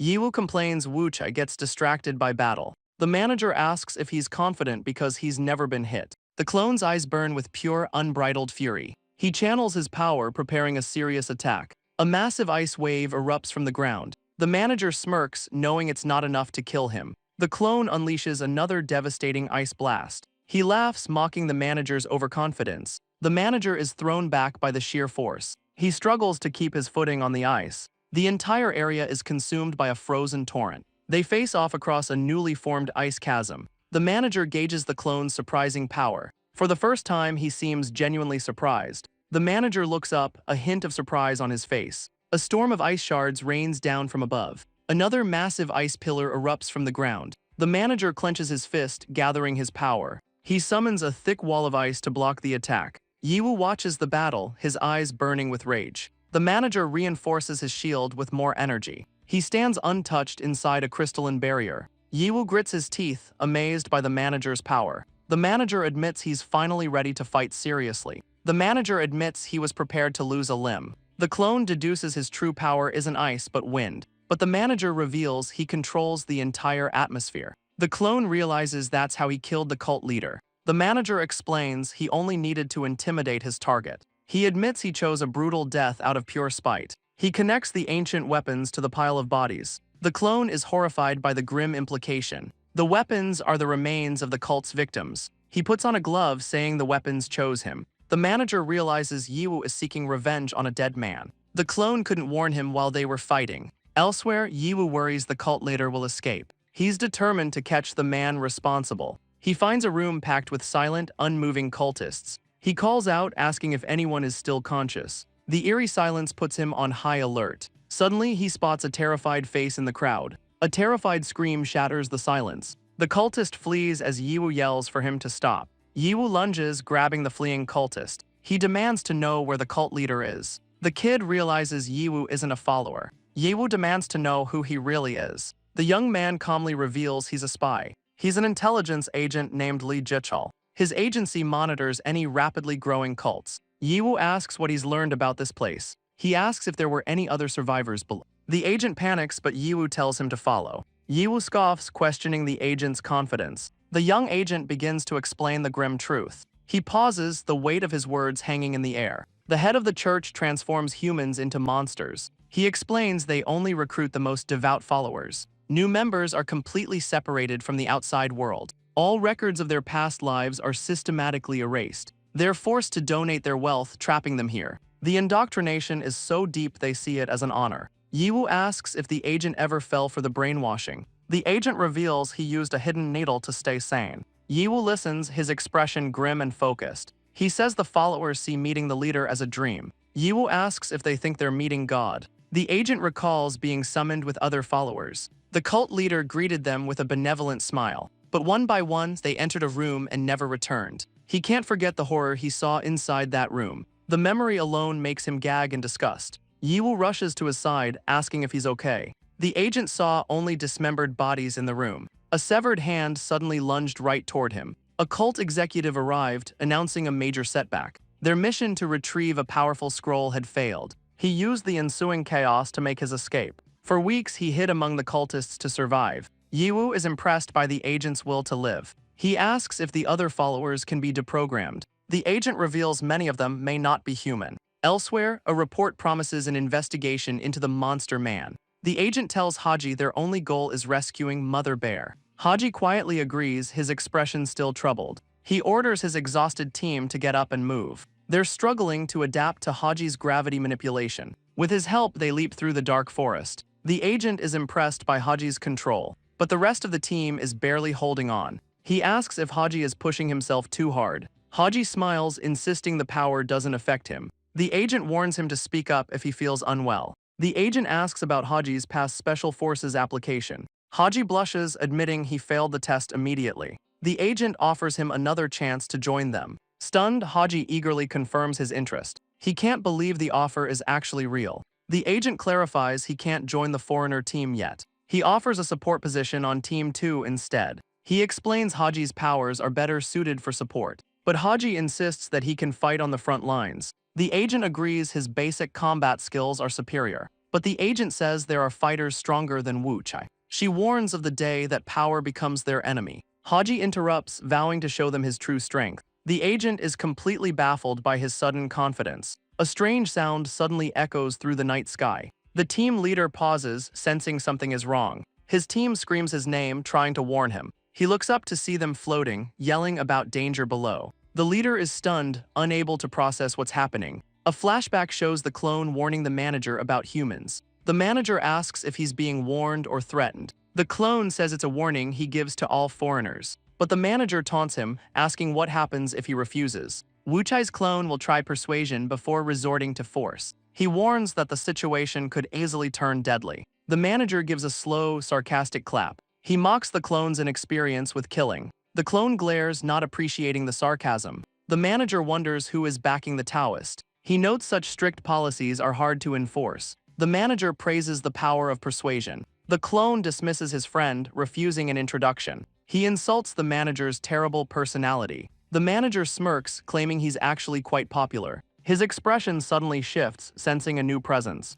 A brilliant golden light flashes between them. A massive object slams down, shattering the ice. The clone recognizes the giant golden bell. He desperately calls out, asking if its owner is alive. The real Jian Wuchai appears with a confident smirk. The manager smirks, surprised by Wuchai's allies. He taunts Wuchai, dismissing his other friend. A new fighter lands, having seen the battle below. She grins, identifying him as the Grey Eminence. She stomps, scolding Wuchai for being helpless alone. She cracks her knuckles, vowing to crush their opponent. The manager sarcastically offers a proper introduction. The new fighter glares, tired of their bickering. She brandishes a talisman, cutting the chatter short. She declares fists are better than words, ready to fight. The clone screams for his ally Munsu to hold back. The manager smirks, amused by their aggression. He floats above the ice, completely untouched. The manager ascends, radiating immense power. But Munsu lunges forward, her fist a swirling vortex. She's enraged by his condescending smile. The manager simply flicks his finger in response.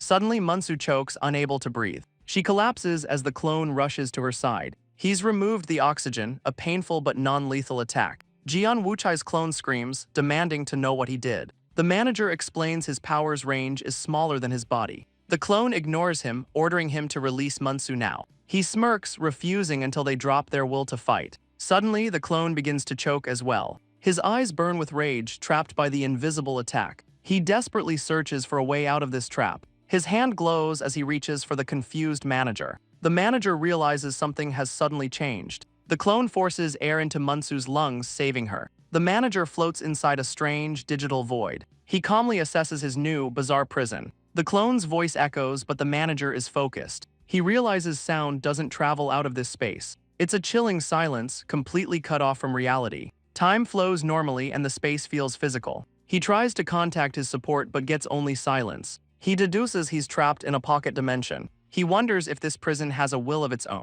or perhaps he can just force his way out. Yiwu orders the agent to take him to the cult leader. He slaps the agent, mocking his shocked hesitation. He tells the agent to lead the way, dismissing his weakness. Yiwu declares his simple, brutal plan: kill the leader. The agent protests, claiming to be the official in charge. But Yiwu insists their target isn't even human. He grabs the agent, demanding he stop wasting time. The terrified agent agrees, but with one condition. He realizes sticking with this monster is his safest bet. The agent demands protection, and Yiwu agrees to it. The agent says the leader is in a special prayer room. He notes the building is strangely empty of guards. They reach a set of doors, but the agent stops. He explains something is blocking it from the inside. Yiwu shoves him aside, mocking his weakness. The agent warns it could be a trap or a monster. Yiwu ignores him, kicking the doors wide open. He tells the stunned agent there's no time to waste. Terrified, the agent can only agree to follow. Elsewhere, Mansu scolds Wuchai for his reckless charge.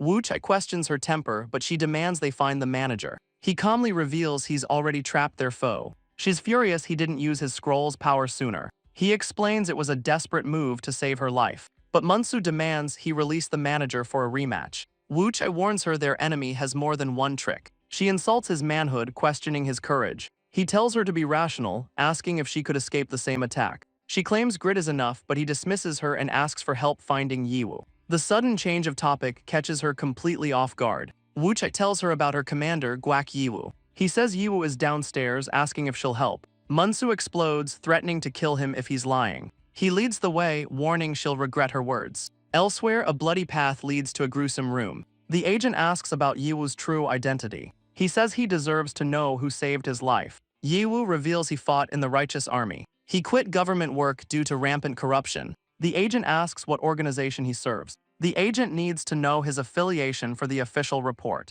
He asks Yiwu's age, who casually says he's around 500. He casually smashes the monster sneaking up behind them. The skeletal creature shatters into a dozen pieces. The young agent is left completely speechless. Yiwu turns, asking if he looks like he's joking. He smashes through the next set of doors. His raw power sends splinters flying through the air. He turns back to the stunned agent. He asks for a description of the cult leader's clothes. The agent describes the leader's golden crown. He also had impossibly long hair that dragged on the floor. Yiwu asks why he was so sure the leader was here. He points out that he can't see a head anywhere. The agent's eyes widen in sudden, horrified understanding. The cult leader is frozen solid in a massive block of ice. The agent stares, confirming that's their target. The divine inscriptions on his robes are a perfect match. Yiwu turns to leave, his mission seemingly over. The agent panics, begging him not to leave him alone. Yiwu grabs the agent, asking what's wrong. The agent nervously tries to get his attention.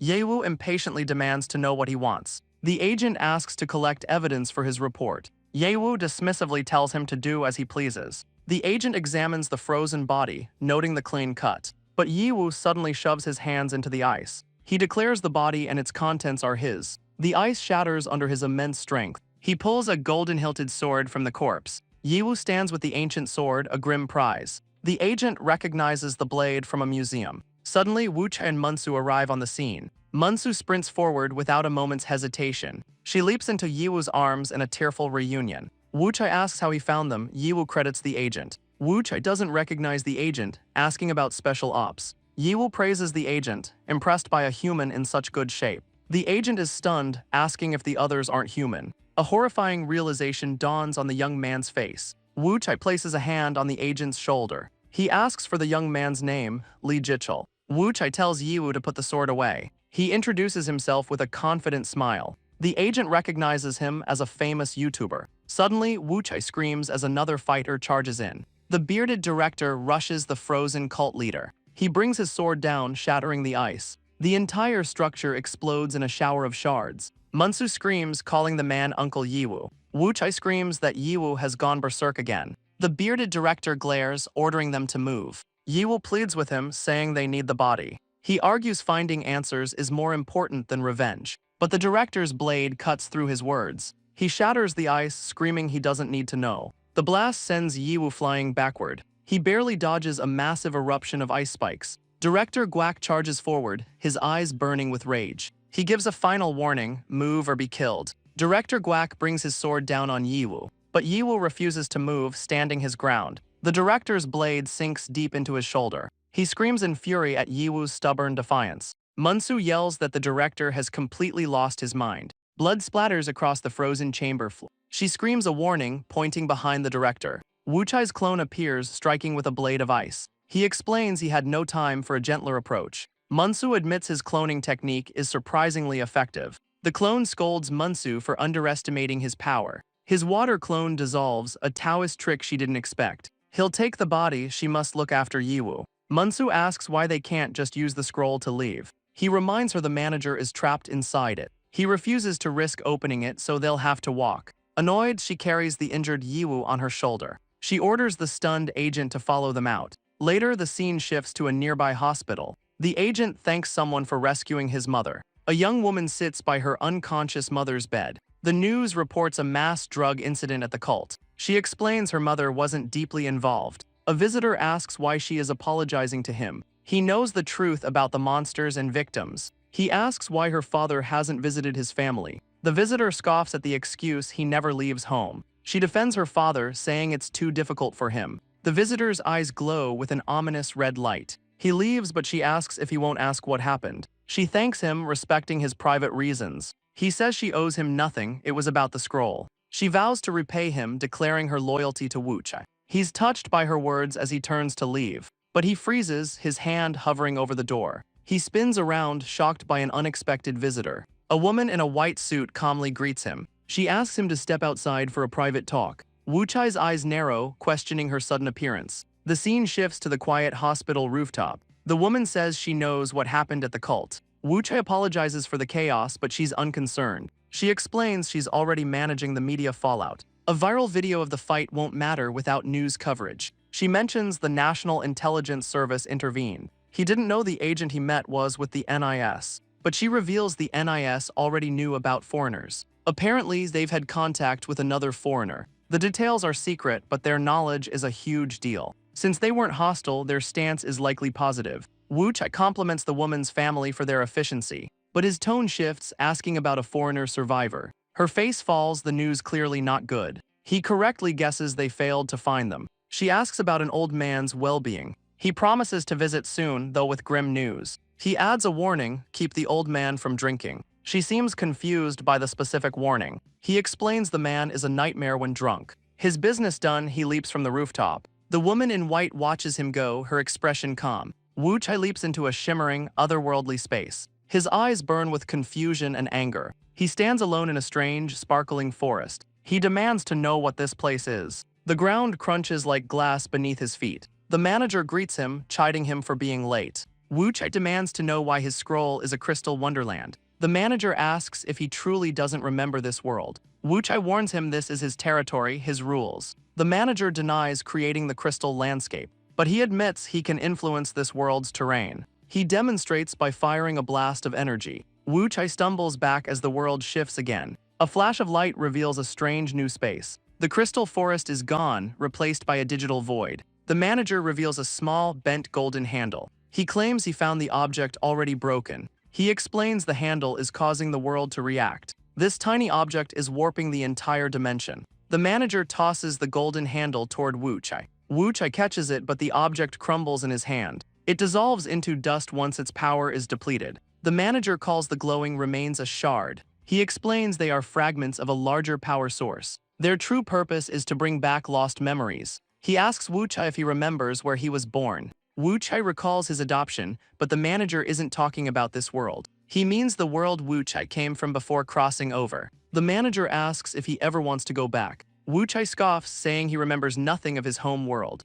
The manager reveals he's different, for reasons unknown. He's searching for the memories of his true origin. Wu Chai asks what he'll do, but the manager is unsure. He admits to having faint, blurry memories of his home. Wu Chai is skeptical, but the manager is certain. He describes the memories as a haunting, impenetrable fog. To clear it, he's collecting shards to restore his past. Wu Chai asks if the shards contain memories of their world. These shards can be anything, from mundane items to weapons. The manager explains shards are everywhere, hiding in plain sight. He even suspected Wu Chai's scroll was one of them. Wu Chai notes this pocket dimension hasn't changed at all. He demands to know how the manager knew the cult leader had won. The manager explains these shards grant mortals universe-defying power. Wu Chai realizes this power is what created the monsters. The manager says the cult leader used a shard to create life. He dismisses the leader's creations as crude experiments. He claims he's the only one with such a personal goal. Wu Chai scoffs, asking if he means world domination.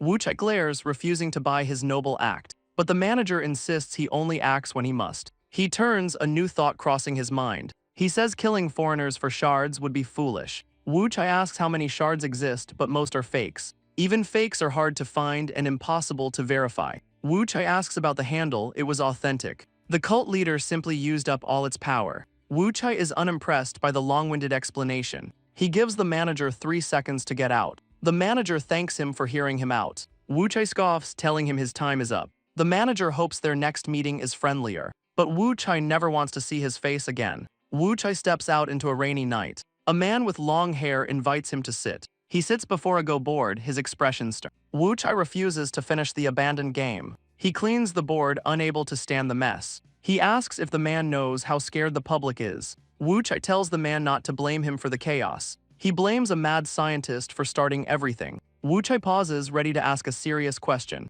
He asks what's wrong with the world going crazy. He questions if they should just watch this world suffer. The man says non-interference is their only option. But Wu Chai argues there must be another way. The man claims Wu Chai's recklessness exposed them all. Wu Chai rises to his feet, his decision made. He declares their partnership is officially over. Wu Chai declares he's flying solo from now on. He's tired of the strict policies and constant stress. Besides, the government already knows who they are. He promises to share intel as a friend. He opens a portal, ready to depart. But the old man calls out to him. He makes Wu Chai promise to call if he's in danger. A small, knowing smile crosses Wu Chai's face. He agrees, calling him old man. The portal closes, leaving the man alone in the rain. The old man sits alone, lost in thought. His subordinate can't believe what she's hearing. He confirms Yiwu has left their organization. She argues he's been like family for centuries. But the leader says Yiwu already left hours ago. He also declares they're done monitoring Jian Wu Chai. Wu Chai won't listen to their rules any longer. The leader accepts it, saddened by the farewell. Elsewhere, someone films a group of stray cats. It's Wu Chai now living a much quieter life. But his quiet life is suddenly interrupted. The manager explains his new hairstyle is a punishment. Wu Chai glares, telling him to stay away. He calls out the manager's hypocrisy after his past actions. The manager claims he never attacks first. He only retaliates when he is threatened. Wu Chai cuts to the chase, asking what he wants. He offers an invitation to a competition in Korea. Wu Chai recognizes the name from his streaming channel. His subscribers recognize the manager from a previous stream. The manager explains Exceed is a competition for streamers. Wu Chai scoffs, knowing he'd destroy any human opponent. But the manager asks who said they were all human. Many foreigners use their powers for entertainment. They hide in plain sight, using every media channel. He points to actors and athletes with inhuman abilities. The world loves power regardless of its source. But Wu Chai questions if this breaks their rules. The manager offers a massive prize, but Wu Chai is hesitant. The prize is 1 trillion won, and Wu Chai is stunned. The manager confirms the prize is 1 trillion won. Wu Chai is skeptical, but the manager says it's real. The manager complains he's harder to convince than the government. He explains they have official permission for the event. He offers Wu Chai a recommendation and a head start. Wu Chai refuses, but the manager brings up his editor's tuition. He says big money always comes with big trouble. The manager asks what it will take to make him join. A memory flashes of a woman with a somber expression. Wu Chai's eyes narrow, his resolve suddenly hardening. Wu Chai names his price, 10 billion won. The money is for a friend's crushing family debt. The manager correctly guesses it's for his editor. He calmly agrees to Wu Chai's steep price. Wu Chai plans to quit after getting paid, but there's a catch. They can't risk him getting knocked out in week 1. He flusters, insisting he'll try his best. The manager knows he's already made his choice. His silence confirms the manager's words. He asks for time, weighing the cost of his help. Later that night, the moon hangs low. He's on the phone, reviewing the competition roster. His editor worries, but Wu Chai isn't concerned. He can always just switch streaming platforms. His editor points out a name, Merlin's student. He finds the profile for the White Wizard. The student's notes mention physics-defying magic, a description that catches Wu Chai's full attention. He asks who else on the list has powers. The chilling answer, every single one of them. The editor confirms every single finalist is not human. He explains the competition makes its finalists famous. Wu Chai envies a past winner who just wanted to travel. The sun sets as he mulls over the decision. He spends hours watching Exceed competition highlights. Leaning back from his desk, his mind is made up. He realizes all the finalists are just vagrants. He texts Merlin demanding his money for joining. A reply comes instantly despite the early hour. The conditions are absurd: double his subs or make the news. The manager claims the original goal was 1,000,000 subs.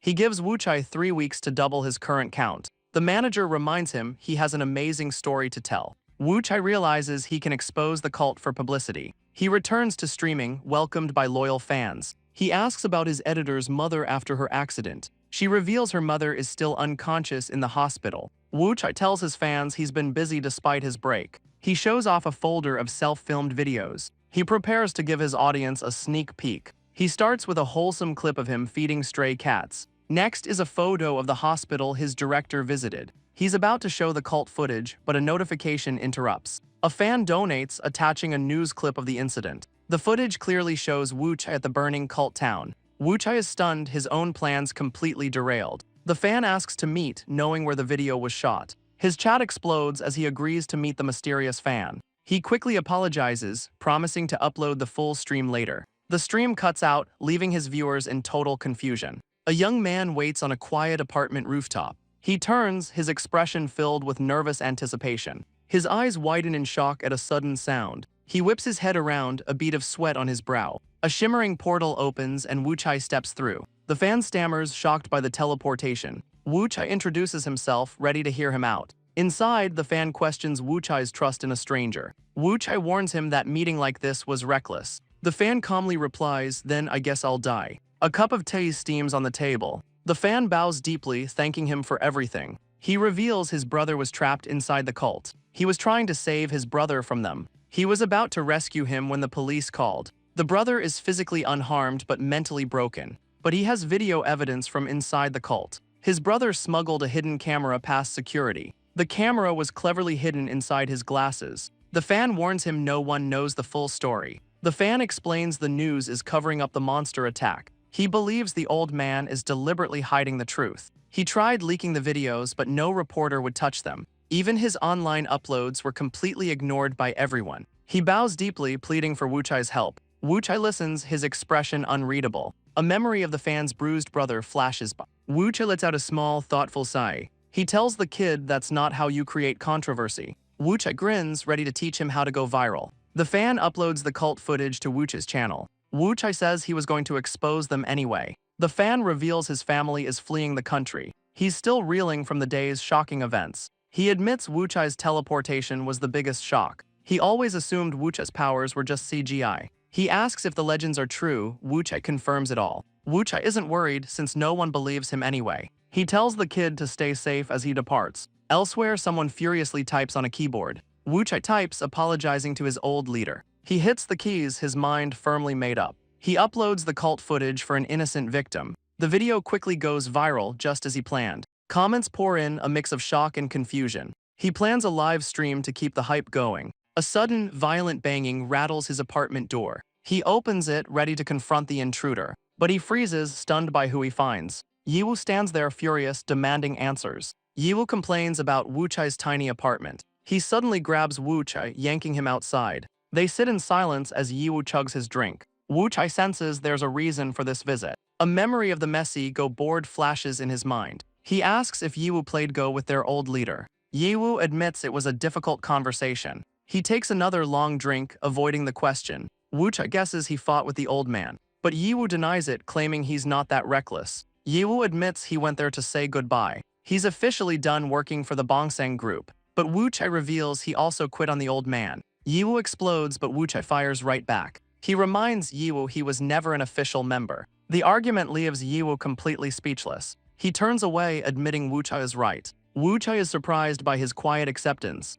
Yiwu recalls his dedication to his Special Forces unit. But after all that, only Wuchai came for him. He recalls his unit, admitting they did their best. But he couldn't stop the anger he felt toward them. He says that's not the real reason he left, though. He's haunted by nightmares, unable to sleep for days. Wuchai suggests he talk to the old man for help. But Yiwu felt leaving was the only right choice. Wuchai trusts him, sure he won't go berserk again. The old man just apologized, making Wuchai feel guilty. Yiwu takes another long swig from the bottle. He slams the empty bottle down, his mind made up. Yiwu asks for a favor, Wuchai casually agrees. He asks to stay at Wuchai's place for a while. Wu Chai chokes, stunned by the sudden request. He yells, asking why Yiwu never learned basic life skills. Back at the apartment, Yiwu bargains for a month's stay. He spots a microphone, asking if Wu Chai is a singer now. Wu Chai explains it's for his live streaming channel. Yiwu lends in, curious to see the stream. Wu Chai shows him the tricks he performs for fans. Yiwu explodes, asking if he's lost his mind.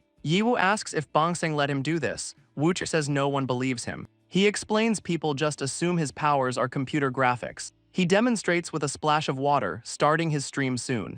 Yiwu asks to be on camera, but Wu Chai flatly refuses. He shoves Yiwu away, declaring he never has guests. A notification announces Jian Wu Chai's live stream has begun. His channel is on fire, viewers demanding answers about the cult. He tells new viewers to watch his recent videos to catch up. The chat is divided, some calling him out, others offering support. He finally admits he's the man from the viral cult footage. He casually admits it was him, saying things got out of hand. The chat explodes with anger and disbelief. He clicks a folder, ready to show them everything. He plays the footage, a pile of bodies in the dark. He explains he was hunting the source of the monsters. He says the footage was sent to 100 reporters. The viewers demand proof, accusing him of faking it. He holds up a USB drive, promising it proves everything. The chat erupts, but he vows to go to the police tonight. Yiwu watches, asking if those monsters were made from his body. He mutes his mic, turning to Yiwu. Wu Chai explains the cult was trying to play God. His chat explodes, wondering who he's talking to.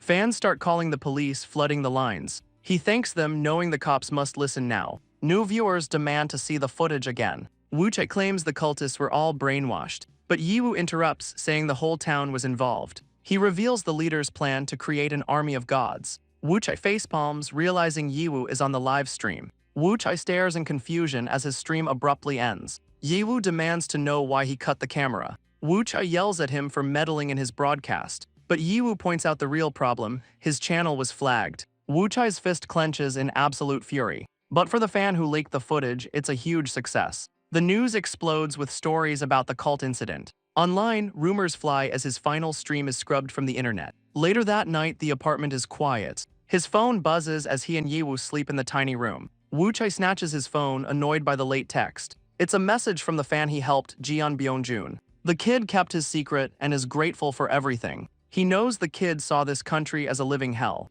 but his sleep is cut short by an unwelcome visitor. Yiwu grins, ready for an early morning walk. Wu Chai grumbles, vowing to kick him out by week's end. He yells at Yiwu, it's only 5 in the morning. Yiwu asks if he kept these hours with their old leader. Wu Chai scoffs that not even vampires wake up this early. Yiwu glares, his patience completely worn thin. He lunges forward, cutting off Wu Chai's complaints. Nearby, a streamer films his early morning dog walk. He chats with fans, used to his 5 a.m. routine. But a sudden commotion makes him freeze in shock. Yiwu unleashes a furious barrage of punches. Wu Chai counters with a lightning-fast high kick. The streamer thinks he's stumbled onto a movie set, but his chat instantly recognizes Jian Wu Chai. He's stunned as new viewers flood his channel. The streamer is shocked by his sudden viewer spike. The number skyrockets to over 5,000 viewers. He's completely stunned, wondering who these guys are. The chat explodes, but the streamer gets banned for a week. Wu Chai's fist clenches. This is why he wanted to be left alone. He blames Yiwu for getting the innocent streamer banned.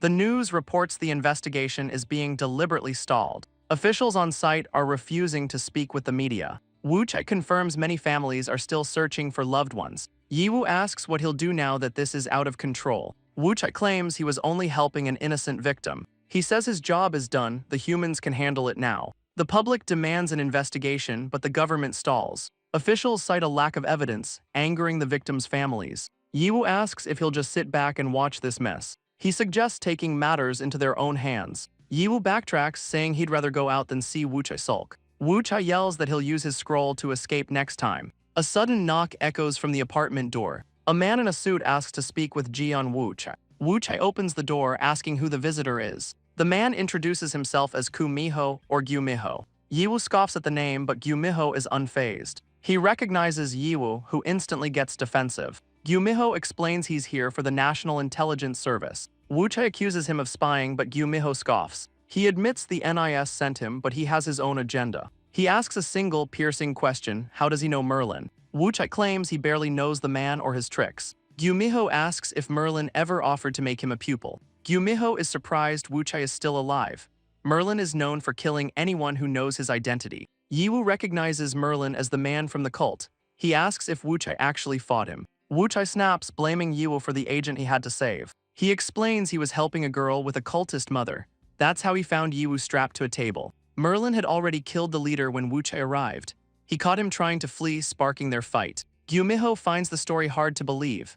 Wu Chai refuses to elaborate for a government lackey. Gyumiho asks for more intel on Merlin. Wu Chai demands to know his reasons first. Gyumiho hesitates, then admits he's doing this for all vagrants. He reveals a hunt is happening in other countries. Vagrants have started hunting each other. He hands Wu Chai documents, telling him to see for himself. Wu Chai and Yiwu examine the documents he brought. His eyes widen, seeing something truly shocking. It's a list of names, and Yiwu's is on it. Yiwu demands to know where this hit list came from. Gyumiho says it's circulating among vagrants overseas. He reveals a dark truth about their kind. Vagrants hunt each other for otherworldly weapons and artifacts. He warns that many have died, caught completely off guard. Wu Chai takes the list, accepting the grim advice. Yiwu wonders if their kind has always been this hostile. Gyumiho says the hunt started with nuclear weapons. Yiwu questions the point of stealing an unknown artifact. Gyumiho jokes that he's not the type to kill for a weapon. He admits he's never seen an artifact that amplifies power. Wu Chai adds that they can also be used to create monsters. He explains that's how the cult transformed its followers. Gyumiho warns him to guard his scroll carefully. Wu Chai scoffs, claiming he made Merlin run away. But Gyumiho insists Merlin is a 1,000-year-old legend. He tries to leave, but Wu Chai isn't finished with him. Gyumiho calls Wu Chai cold, certain they'll meet again. He offers his number, but Wu Chai has a question about Exceed. Gyumiho reveals his friend won last year's competition. Wu Chai snatches his phone as Gyumiho mentions Don Quixote. He claims to be a fan, saving his number in the agent's phone. The next day, they arrive at Incheon Airport. Yiwu asks what he'll do if Don Quixote is a vagrant. Wu Chai admits the fan act was a lie to get information. He asks Yiwu if he'd ever betray their old leader. Yiwu snaps that he never would, proving Wu Chai's point. Yiwu says the agent was really gathering intel on them. He explains the government is desperate for answers. Wu Chai wonders why their old leader is so out of the loop. He falls silent, lost in his own thoughts. He turns to Yiwu, asking if something is wrong. Yiwu admits the situation is more complicated than it seems. A man in a suit suddenly greets him, startling Wu Chai. Gyumiho says he was waiting, asking where Don Quixote is. A sudden burst of laughter enrages Wu Chai. A massive, tattooed man lunges forward to attack. A hand whips past Gyumiho's face, but the tattooed giant barrels past the agent. He playfully scolds Gyumiho for avoiding him. Gyumiho points, introducing Wu Chai as his fan. The man introduces himself as Don Quixote. Their handshake erupts with a bone-crushing grip. He mocks Wu Chai for being a scaredy cat. Wu Chai is stunned. He knows he's a vagrant. Gyumiho admits he already told him everything. Don Quixote praises him, leaving Wu Chai utterly confused. Don Quixote invites Wu Chai to compete with him in Exceed. Gyumiho says Exceed must know about the chaos in Korea. Don Quixote reveals he also received an invitation last week. The next Exceed is in Korea, but the date is unconfirmed. Don Quixote laughs, admitting he was in Germany for a visa. Gyumiho offers Wu Chai a new identity, but he refuses.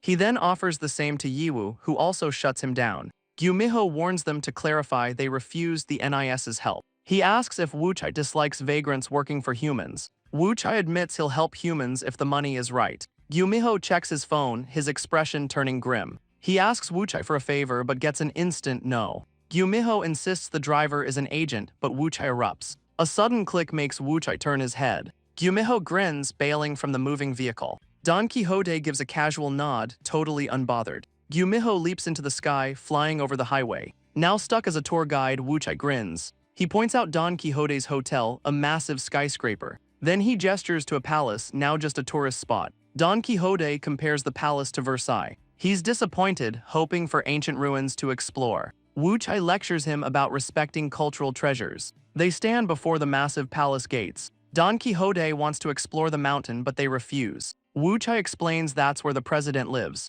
The giant complains about the lack of mystery, but Wu Chai thinks this city is a perfect competition venue. Don Quixote recalls last year's Exceed in Central Park. He describes a massive hunt with thousands of animals. He says the government approved the hunt since they were robots. He pulls out his phone, showing off the robotic beasts. Wu Chai is unimpressed. The robots were supplied by an arms dealer. But Yiwu argues it's still a reckless, dangerous stunt. Don Quixote laughs, nearly breaking Yiwu's back with a pat. Yiwu recoils, yelling that the friendly pat almost broke him. Yiwu tells Wu Chai to just endure the giant's antics. Don Quixote asks if he wants to know more about Exceed. He offers to give them a sneak peek of the competition. A black van suddenly screeches to a halt beside them. A woman in a green dress steps out of the van. She introduces herself as Gretel from Exceed's tech team. Don Quixote greets her, but she clarifies she's just short. He requests a small-scale competition for his friends. His chosen venue is the palace, and Yiwu is horrified. Gretel agrees, promising Exceed will cover all damages. She claims they're already negotiating with the palace team.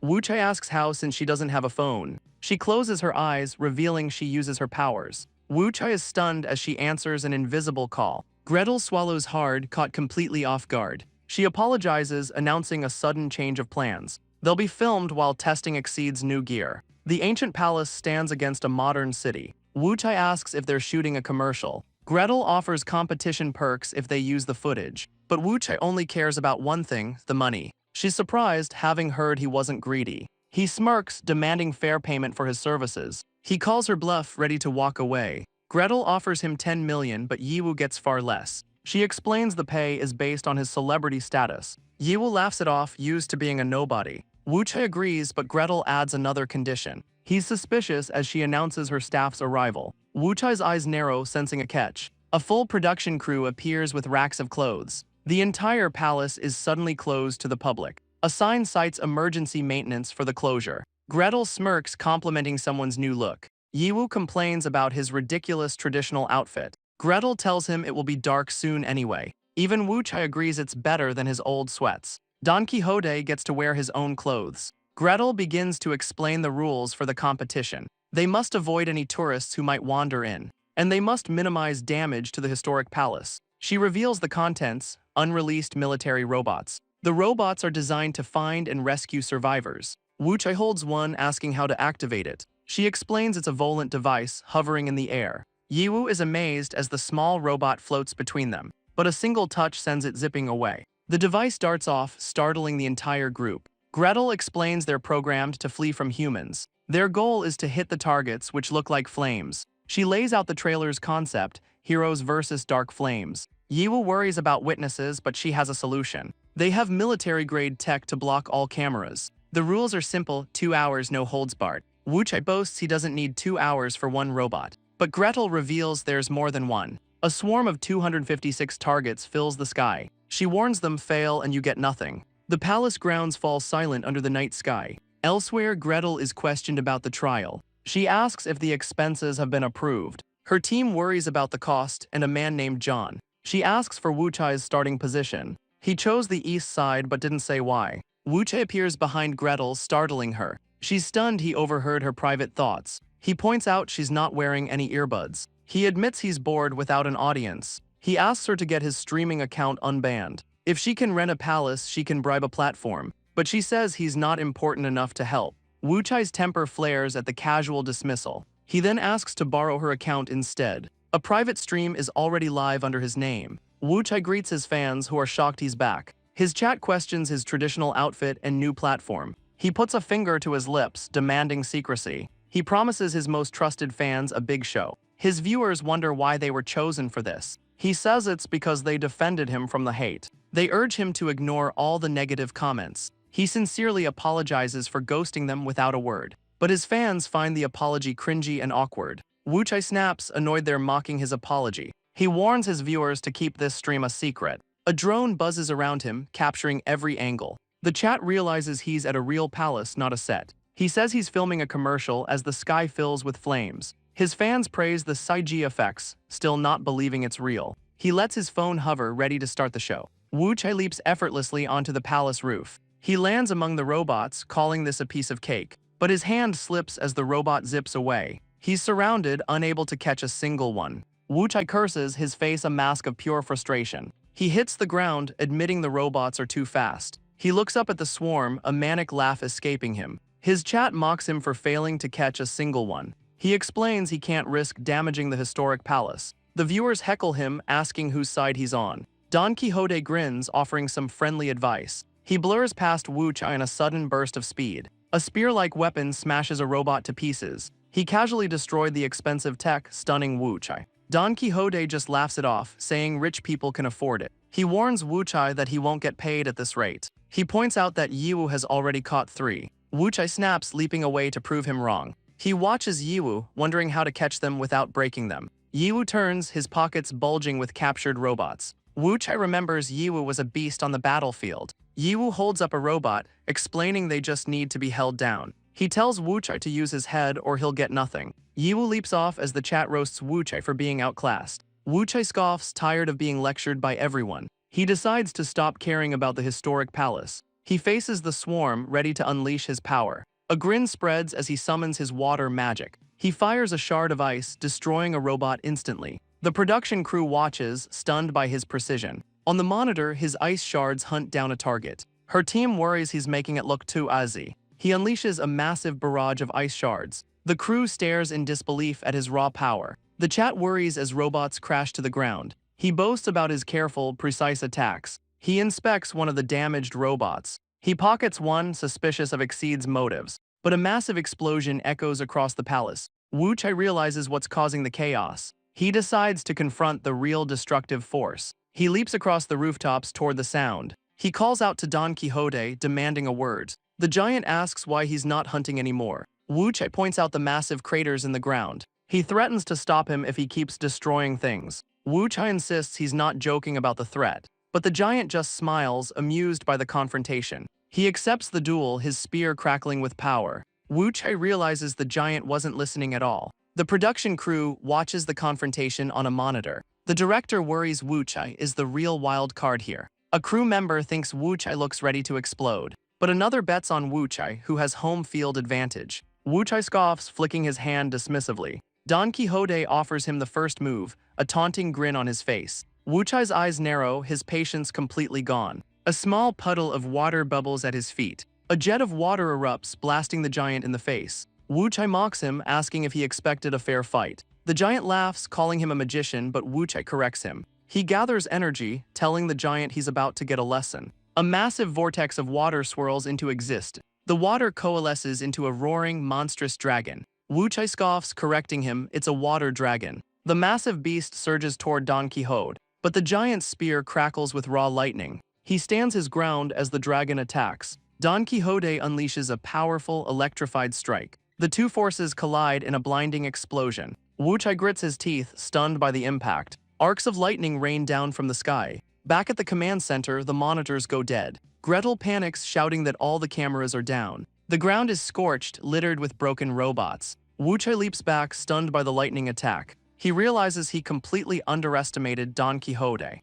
The giant suggests they stop, claiming it was a misunderstanding. He points out his lightning deliberately missed the palace. Wu Chai looks around, seeing the controlled destruction. He grits his teeth, his pride clearly wounded. But he's not backing down, ready for a real fight. Don Quixote grins, crackling with electrical energy. The two vagrants charge, ready for their final clash. Wu Chai forms a blade of pure, hardened water. The giant's spear shatters his icy defense. He brings the sword down with brutal force. But Don Quixote counters with a powerful swing. Wu Chai leaps back, dodging the attack. The giant grins, completely unfazed by the water. Their weapons meet in a deafening clash. He spins his spear with incredible speed. The two are locked in a furious exchange. A final blow sends Wu Chai flying backward. His ice sword shatters from the sheer force. He channels his power, preparing a new tactic. Don Quixote blocks another attack as Wu Chai leaps back. Wu Chai creates water clones that charge the giant. An army of copies dashes in from all sides. But the giant's spear crackles with raw lightning. A blinding flash engulfs the charging clones. The attack erupts, vaporizing every single copy. The real Wu Chai is stunned by the overwhelming power. He summons a massive wall of ice to block the blast. The last camera feed shows Wu Chai's desperate defense. Gretel's colleague regrets missing the epic fight. She snaps that he's nothing but trouble anyway. An official calls, demanding they stop the destruction. A sudden crash proves things are out of control. Wu Chai admits that last attack nearly finished him. He yells that he can't just tank these deadly hits. But Don Quixote just laughs, enjoying the chaos. Wu Chai says his type freaks him out. The giant recalls the muscular man from the airport. Don Quixote grips his spear, ready for more. He lunges forward, spear crackling with lightning. Wu Chai dodges the electrified strike with a quick backstep. His eyes widen in sudden, dawning horror. But the giant's expression is dead serious. Suddenly, a new fighter drops in from above. He brings his sword down on Don Quixote's head. Wu Chai watches, stunned by the sudden beatdown. The giant is face down, completely defeated. The newcomer scolds them for wrecking the palace. Wu Chai looks down, wondering if the giant is still breathing. The newcomer explains he used the flat of his sword. Yiwu says the giant will be out for a while, but the newcomer points to the real problem, the destruction. Yiwu casually offers to fix the broken stone stairs. Gretel appears, sarcastically wishing him good luck. Both men stare, stunned by her sudden arrival. She stomps through the rubble, absolutely furious. Her expression is a mask of pure, unadulterated rage. Wu Chai suggests they run, but Yiwu refuses to flee. Elsewhere, a man stands on a rooftop, watching the moon. He takes a long swig from a bottle. He lets out a heavy, world-weary sigh. A sudden presence makes him glance back. He says he'll tolerate a guest tonight. A cloaked figure appears on the roof. The man demands to know who they are. The figure stays silent, refusing to answer. The man notes the visitor's unnerving calm. He knows this guest is dangerous and demands their purpose. The cloaked figure grits their teeth, their purpose clear. They ask if he's the leader of this region. The man on the roof seems puzzled by the title. He admits he's a leader, though he dislikes the term. He confirms he's the head of a large organization. The visitor notes his vague and humble words. The man guesses the stranger is a foreigner. The cloaked figure simply nods in response. The man asks what business they have with him. The visitor's answer is chilling, "I'm here to warn you." The leader stares, caught off guard by the warning. The visitor's message is simple, do not trust Exceed. But the leader has never heard of this organization. The visitor scoffs at his ignorance. They call him a failure, too late to save anyone. He's blamed for the massacre at the Heaven Church. The figure says the cult was weak and easy to find. The leader realizes the visitor knows too much. He asks if they were at the cult's enclave. The cloaked figure confirms they were there. The cloaked figure reaches inside their coat. They reveal the severed head of the cult's leader. The man on the roof stares in utter disbelief. The figure tosses the gruesome trophy toward him.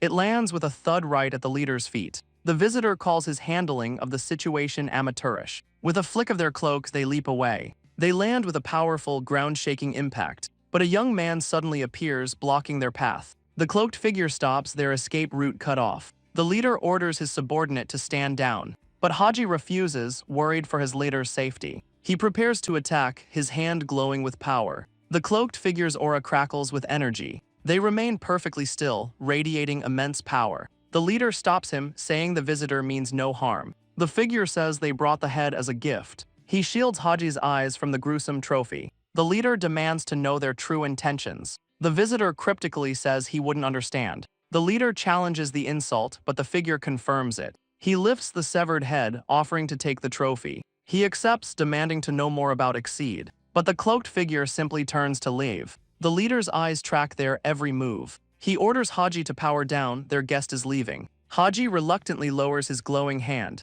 The visitor reveals a younger face, wishing them luck. And with a gust of wind, they are gone. Haji asks why they aren't chasing the mysterious guest. The leader says it's impossible to find someone who vanishes. He leaps away, telling Haji to keep this night a secret. The cloaked figure watches from the shadows. Haji sighs, reluctantly starting his count. The mysterious figure stands against the moon. And in a flash, he disappears into the night. Elsewhere, a persistent knock echoes on a door. A young man opens it, annoyed by the early noise. The visitor bows, introducing himself as Young Hangyu. He nervously declares he's a huge fan. The streamer dismisses him, disliking unexpected visitors. His eyes narrow, demanding to know how he was found. The fan admits he pieced it together from his streams. More unwanted guests appear, ready to party. He's tired of his home becoming a meeting place. The fan apologizes for the sudden intrusion. The streamer's red eyes lock onto the nervous fan. He desperately asks if they can talk inside. He offers the visitor a glass of water. The young man gulps it down, finally catching his breath. Wu Chai demands an explanation from the trembling fan. The fan begs for forgiveness, leaving Wu Chai confused. He admits he saw the palace fight and told his friends. Wu Chai plays it off, claiming it was just Taoist magic. He snaps, accusing the kid of lying to his face. Relieved, he tells the fan to just go home. But the kid grabs his pants, refusing to leave. He desperately tries to explain the real situation. He claims his house is haunted by a poltergeist. Wu Chai is skeptical, but the fan swears it's true. Wu Chai smirks, agreeing to hear the fan's story. The kid recalls walking home alone down a dark street. He heard footsteps but saw no one, thinking it was a ghost. He looks around the empty alley, wondering if he's hearing things. He tries to dismiss it, but a sudden chill runs down his spine. A terrifying shadow with a massive grin appeared before him. He imitates the creature's horrifying smile for Wu Chai. The fan says the ghost vanished, but he begs for help. Wu Chai shrugs, saying ghosts aren't his specialty. The fan slumps in defeat. No one else believes his story. The fan collapses, his last hope completely gone. Wu Chai lets out a long, reluctant sigh. But then he offers a lifeline, knowing who to call. He grimaces, hating the person he has to call. He calls the agent, who answers with a smug smile. His cheerful demeanor vanishes at the strange question. The agent confirms no such power has been reported. He feels for the fan but says he can't help. Wu Chai's furious shouting blasts through the phone. He nervously suggests keeping an eye on the kid. Gumiho quickly ends the call, claiming he's busy. His colleague asks if something has happened again. He waves it off, saying it's nothing to worry about. But she argues that vagrant issues are human problems. She reminds him of the damage the Heaven Church caused. He panics, denying any fault for the cult incident. He points, desperate to change the subject. Two figures in business attire walk through the doors. A woman in white and a stern man approach. The four of them sit down for a tense meeting. The agent's colleague says they're clearly uninformed. She slides a photograph across the table. It shows a fiery disaster on an island, a total media blackout. The stern man is shocked by the news. He admits they didn't know Bongsang was tracking vagrants. The woman in white reveals her family has long ties to them. The colleague adjusts her glasses, her gaze sharp. The woman asks if they know the origin of the term vagrant. The colleague turns to Gumiho, who stammers an answer. He admits he's never questioned the name himself. She explains vagrants are from another world, with no memory. The first to coin the term was a man with long hair. He declared vagrants are visitors who must not cause harm. The stern man agrees, wanting to protect innocent humans. She reveals her family has served him for 1,000 years. The agents are stunned by this ancient history. Gumiho snaps his fingers, a memory clicking into place. He confirms the term is indeed that old, shocking his colleague. He smiles, confirming the unbelievable truth. She says their master forbids them from starting turf wars. The woman denies using vagrants for personal gain. The agent's colleague notes Bongsang's clean reputation. The woman in white accepts the compliment with a nod. The colleague demands the cult evidence, promising anonymity, but the woman refuses, sliding the photo back. She reveals their goal, to cure or control dangerous vagrants. The colleague questions if their goal is even possible. Her eyes narrow, filled with deep suspicion. The man reveals Bongsang has a team researching vagrants. She asks if they can truly control the situation. He reveals their monstrous subjects were once human. He warns that similar groups failed from corruption. He snaps the cookie, a clear visual metaphor. Gumiho casually calls vagrants attractive specimens. The woman in white glares, offended by his words. She declares she's not a lab rat for them. Gumiho advises them to keep their monsters contained. He turns, caught off guard by a reaction. His colleague looms over him, furious at his words. She grabs his collar, reminding him Bongsang has agents. Gumiho smirks, offering to check in on their lab. His colleague explodes, calling his bluff. But Gumiho's eyes turn cold, a chilling threat in his voice. He warns them about the dangers of artificial vagrants. The woman insists their methods are safe and humane. Gumiho offers his help, a thinly veiled demand for access. His words linger as the scene shifts. Elsewhere, Wu Chai and the fan walk down a familiar path. They stop, looking up at their destination. They stand before a massive traditional estate, Horongak. Wu Chai cautiously opens the massive wooden doors. His eyes widen as someone screams at him from inside. A red-haired girl sends a flying kick right into his face. He hits the ground hard as the fan cries out his name. Wu Chai gets up furious, demanding an explanation. But the girl just leaps at him with a joyful shout. He dodges her tackle, sliding along the railing. She lands with a bloody nose, grinning happily to see him. She reminds him of their last meeting, stealing booze together. The fan interrupts, asking if they're both okay. Wu Chai says the girl is just like him. He introduces the kid he mentioned on the phone. The red-haired girl introduces herself as Jachengbai. She tells Hangyu to stay until the poltergeist appears. Wu Chai warns him to stay or face the monster alone.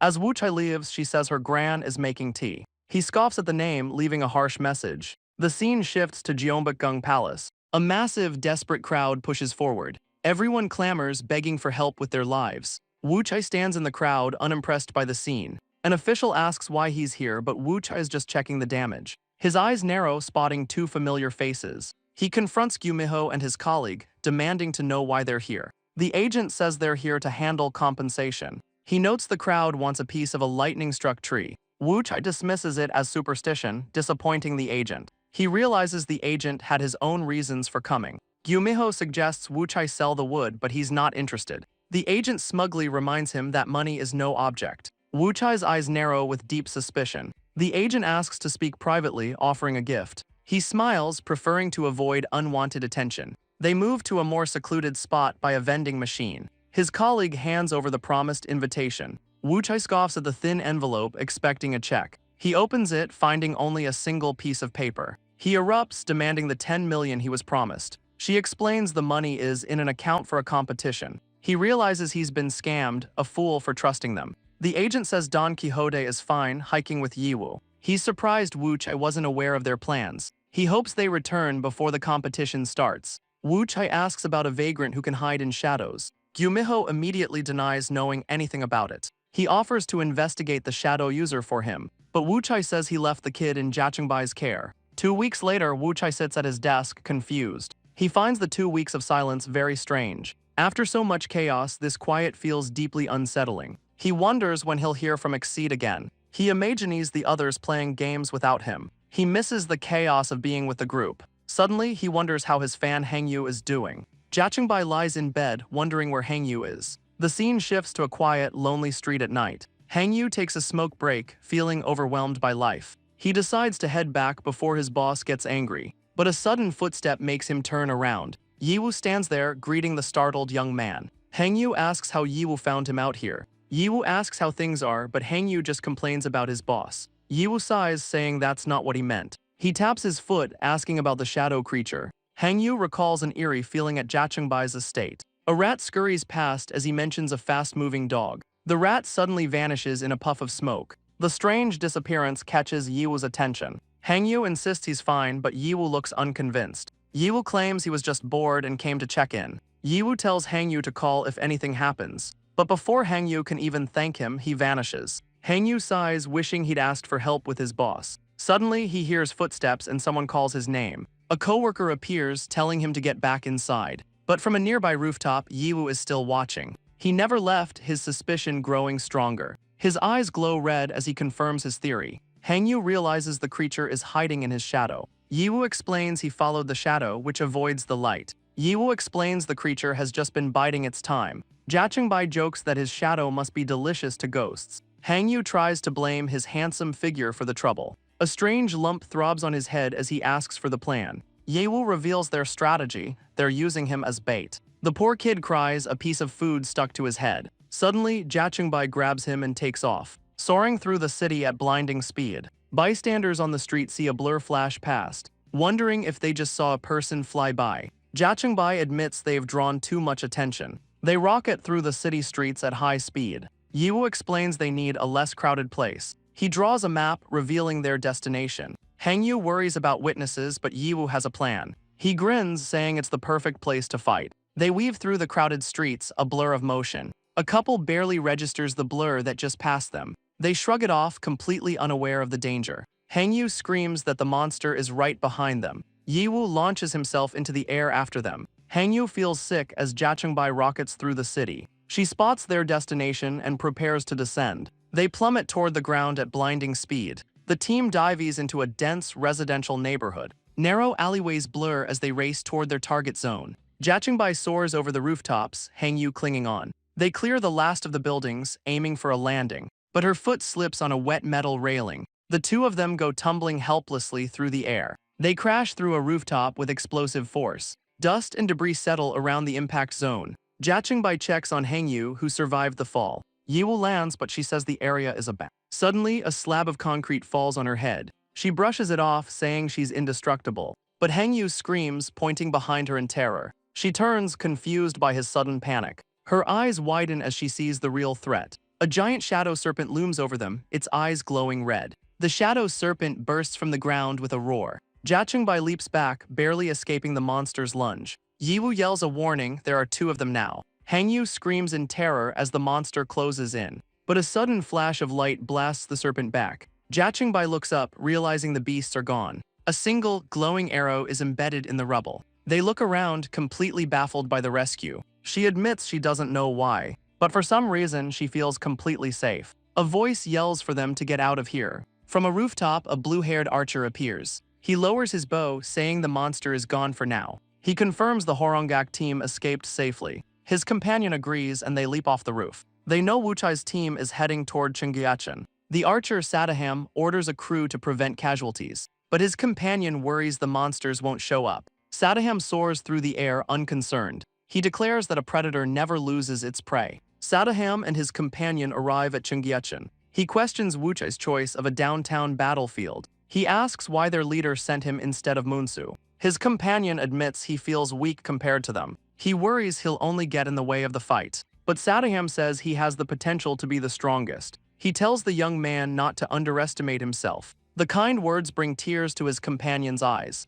Sadaham orders him to protect civilians from the fallout. The young man floats off the edge, ready for his mission. Sadaham gives his companion one last order: be safe. The young man nods, understanding his mission completely. At Chingyachen, Wuchai lets out a massive yawn. He grows annoyed, wondering what's taking so long. Suddenly, a blur of motion rockets down the walkway. It's Jachungbai screaming his name as she barrels in. But she's moving too fast, unable to stop. She panics, screaming that they're going to crash. Wuchai summons a massive wave to catch them. A water bubble cushions their fall before popping safely. Jachungbai and Hangyu collapse, shivering from the cold water. Wuchai looks down annoyed, asking what took them so long. She frantically describes a huge, dark monster that attacked them. It was so massive she had to crane her neck just to see it. Wuchai glances away, trying to picture the creature. He points behind them at a massive, multi-headed serpent. Jachungbai confirms it's the monster as Hangyu counts the heads. She shudders in disgust. There are 8 of them.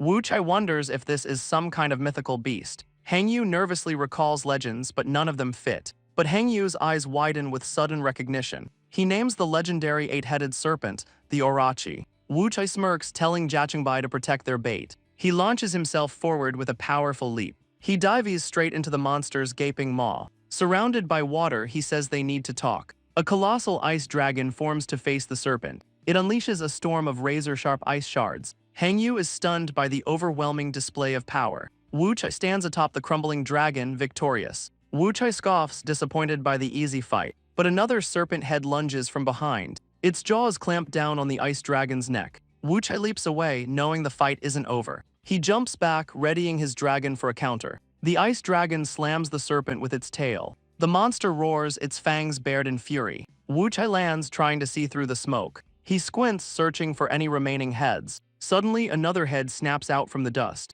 Wuchai dodges another head, annoyed by their numbers. But another one lunges, its massive jaws wide open. The serpent's fangs clamp down, swallowing him whole. It crashes into the water with a massive thud. But Wuchai lands safely on its head, unharmed. He spots a glowing arrow embedded in its skull. His eyes follow the trajectory to a nearby skyscraper. Suddenly, another head is struck down from above. From the rooftop, Sadaham draws his glowing bow. He sees Wuchai is struggling and prepares to fire. Sadaham unleashes a brilliant arrow of light. It streaks toward the remaining serpent heads, but a winged creature intercepts the deadly shot. Feathers drift down as the archer watches. He's stunned, his arrow should have been fatal. Below, Wuchai smashes a tail into the ground. He dodges a flurry of powerful tail strikes. The relentless assault is starting to annoy him. 3 heads down, but 5 more still remain. He considers a risky move, but knows it's too draining. He needs to understand what this monster wants. He launches himself forward with a powerful leap. He bounds up the massive serpent's scaly back,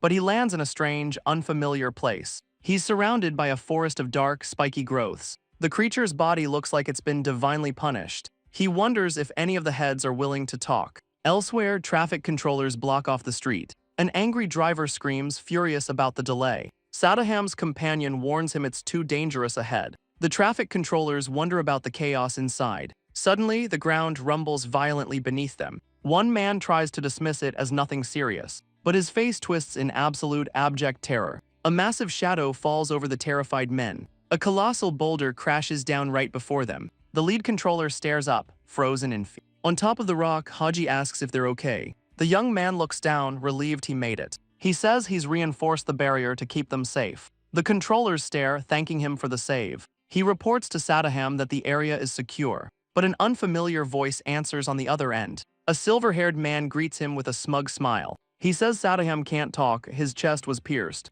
The archer sits bleeding, a massive hole in his chest. Back at the stream, a massive explosion erupts. Wuchai dodges a storm of razor-sharp spikes. The projectiles slam into the ground with brutal force. Giant tentacles burst from the earth, continuing the attack. Wu Chai leaps off the serpent's scaly back. He soars toward another roaring serpent head. He slams a glowing fist right into its jaw. The powerful blow sends the beast crashing down. His hand goes numb, the scales are like steel. He lands, thinking the fight is finally over. But the remaining heads loom over him, ready to strike. Elsewhere, the silver-haired man mocks Sadaham's resilience. He says he's not killing him, just returning the favor. Sadaham grits his teeth, having no idea who this man is. The man grabs the bow, calling their wounds equal. A glowing bird appears and vanishes in a flash. He raises the bow, sparing him for Wu Chai's sake. He admires the weapon, calling it a fine piece of work. He reveals the bow has a wide camouflage effect. He smirks, impressed by their synthetic artifacts. Sadaham clutches his wound, demanding to know his goal. The man approaches, claiming he has no specific plan.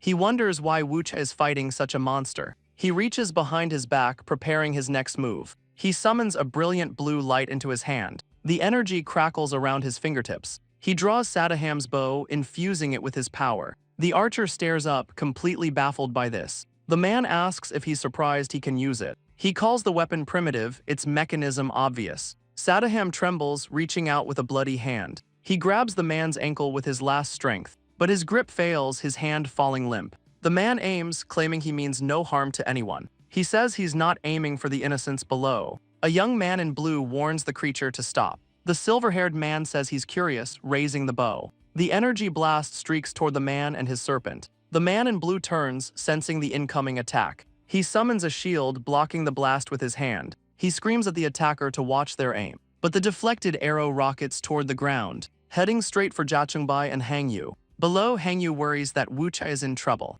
Hangyu sees Jachungbai on her phone, completely distracted. He scolds her for not paying attention while Wu Chai fights. She says Wu Chai is fine, they're the ones in danger. She admits she has no special powers to help them. She shrugs, saying she's just being honest with him. She boasts about the strength of their ice barrier, but the deflected arrow shatters it in an instant. Jachungbai turns, her eyes wide with sudden alarm. A monstrous mouth looms over them from the shadows. They both scream in terror as the beast closes in. A fist smashes into the serpent's head, saving them. Jachungbai gasps as a purple substance flies past her. The strange liquid splatters across her shoulder. She cries out in pain as it burns her skin. On the ground, the purple goo bubbles ominously. A strange energy suddenly surrounds the two of them. She grabs Hangyu, screaming at him to run. The man in blue appears, his body sizzling with purple energy. Jachungbai watches in horror as his form begins to melt. His eyes roll back, consumed by the strange power.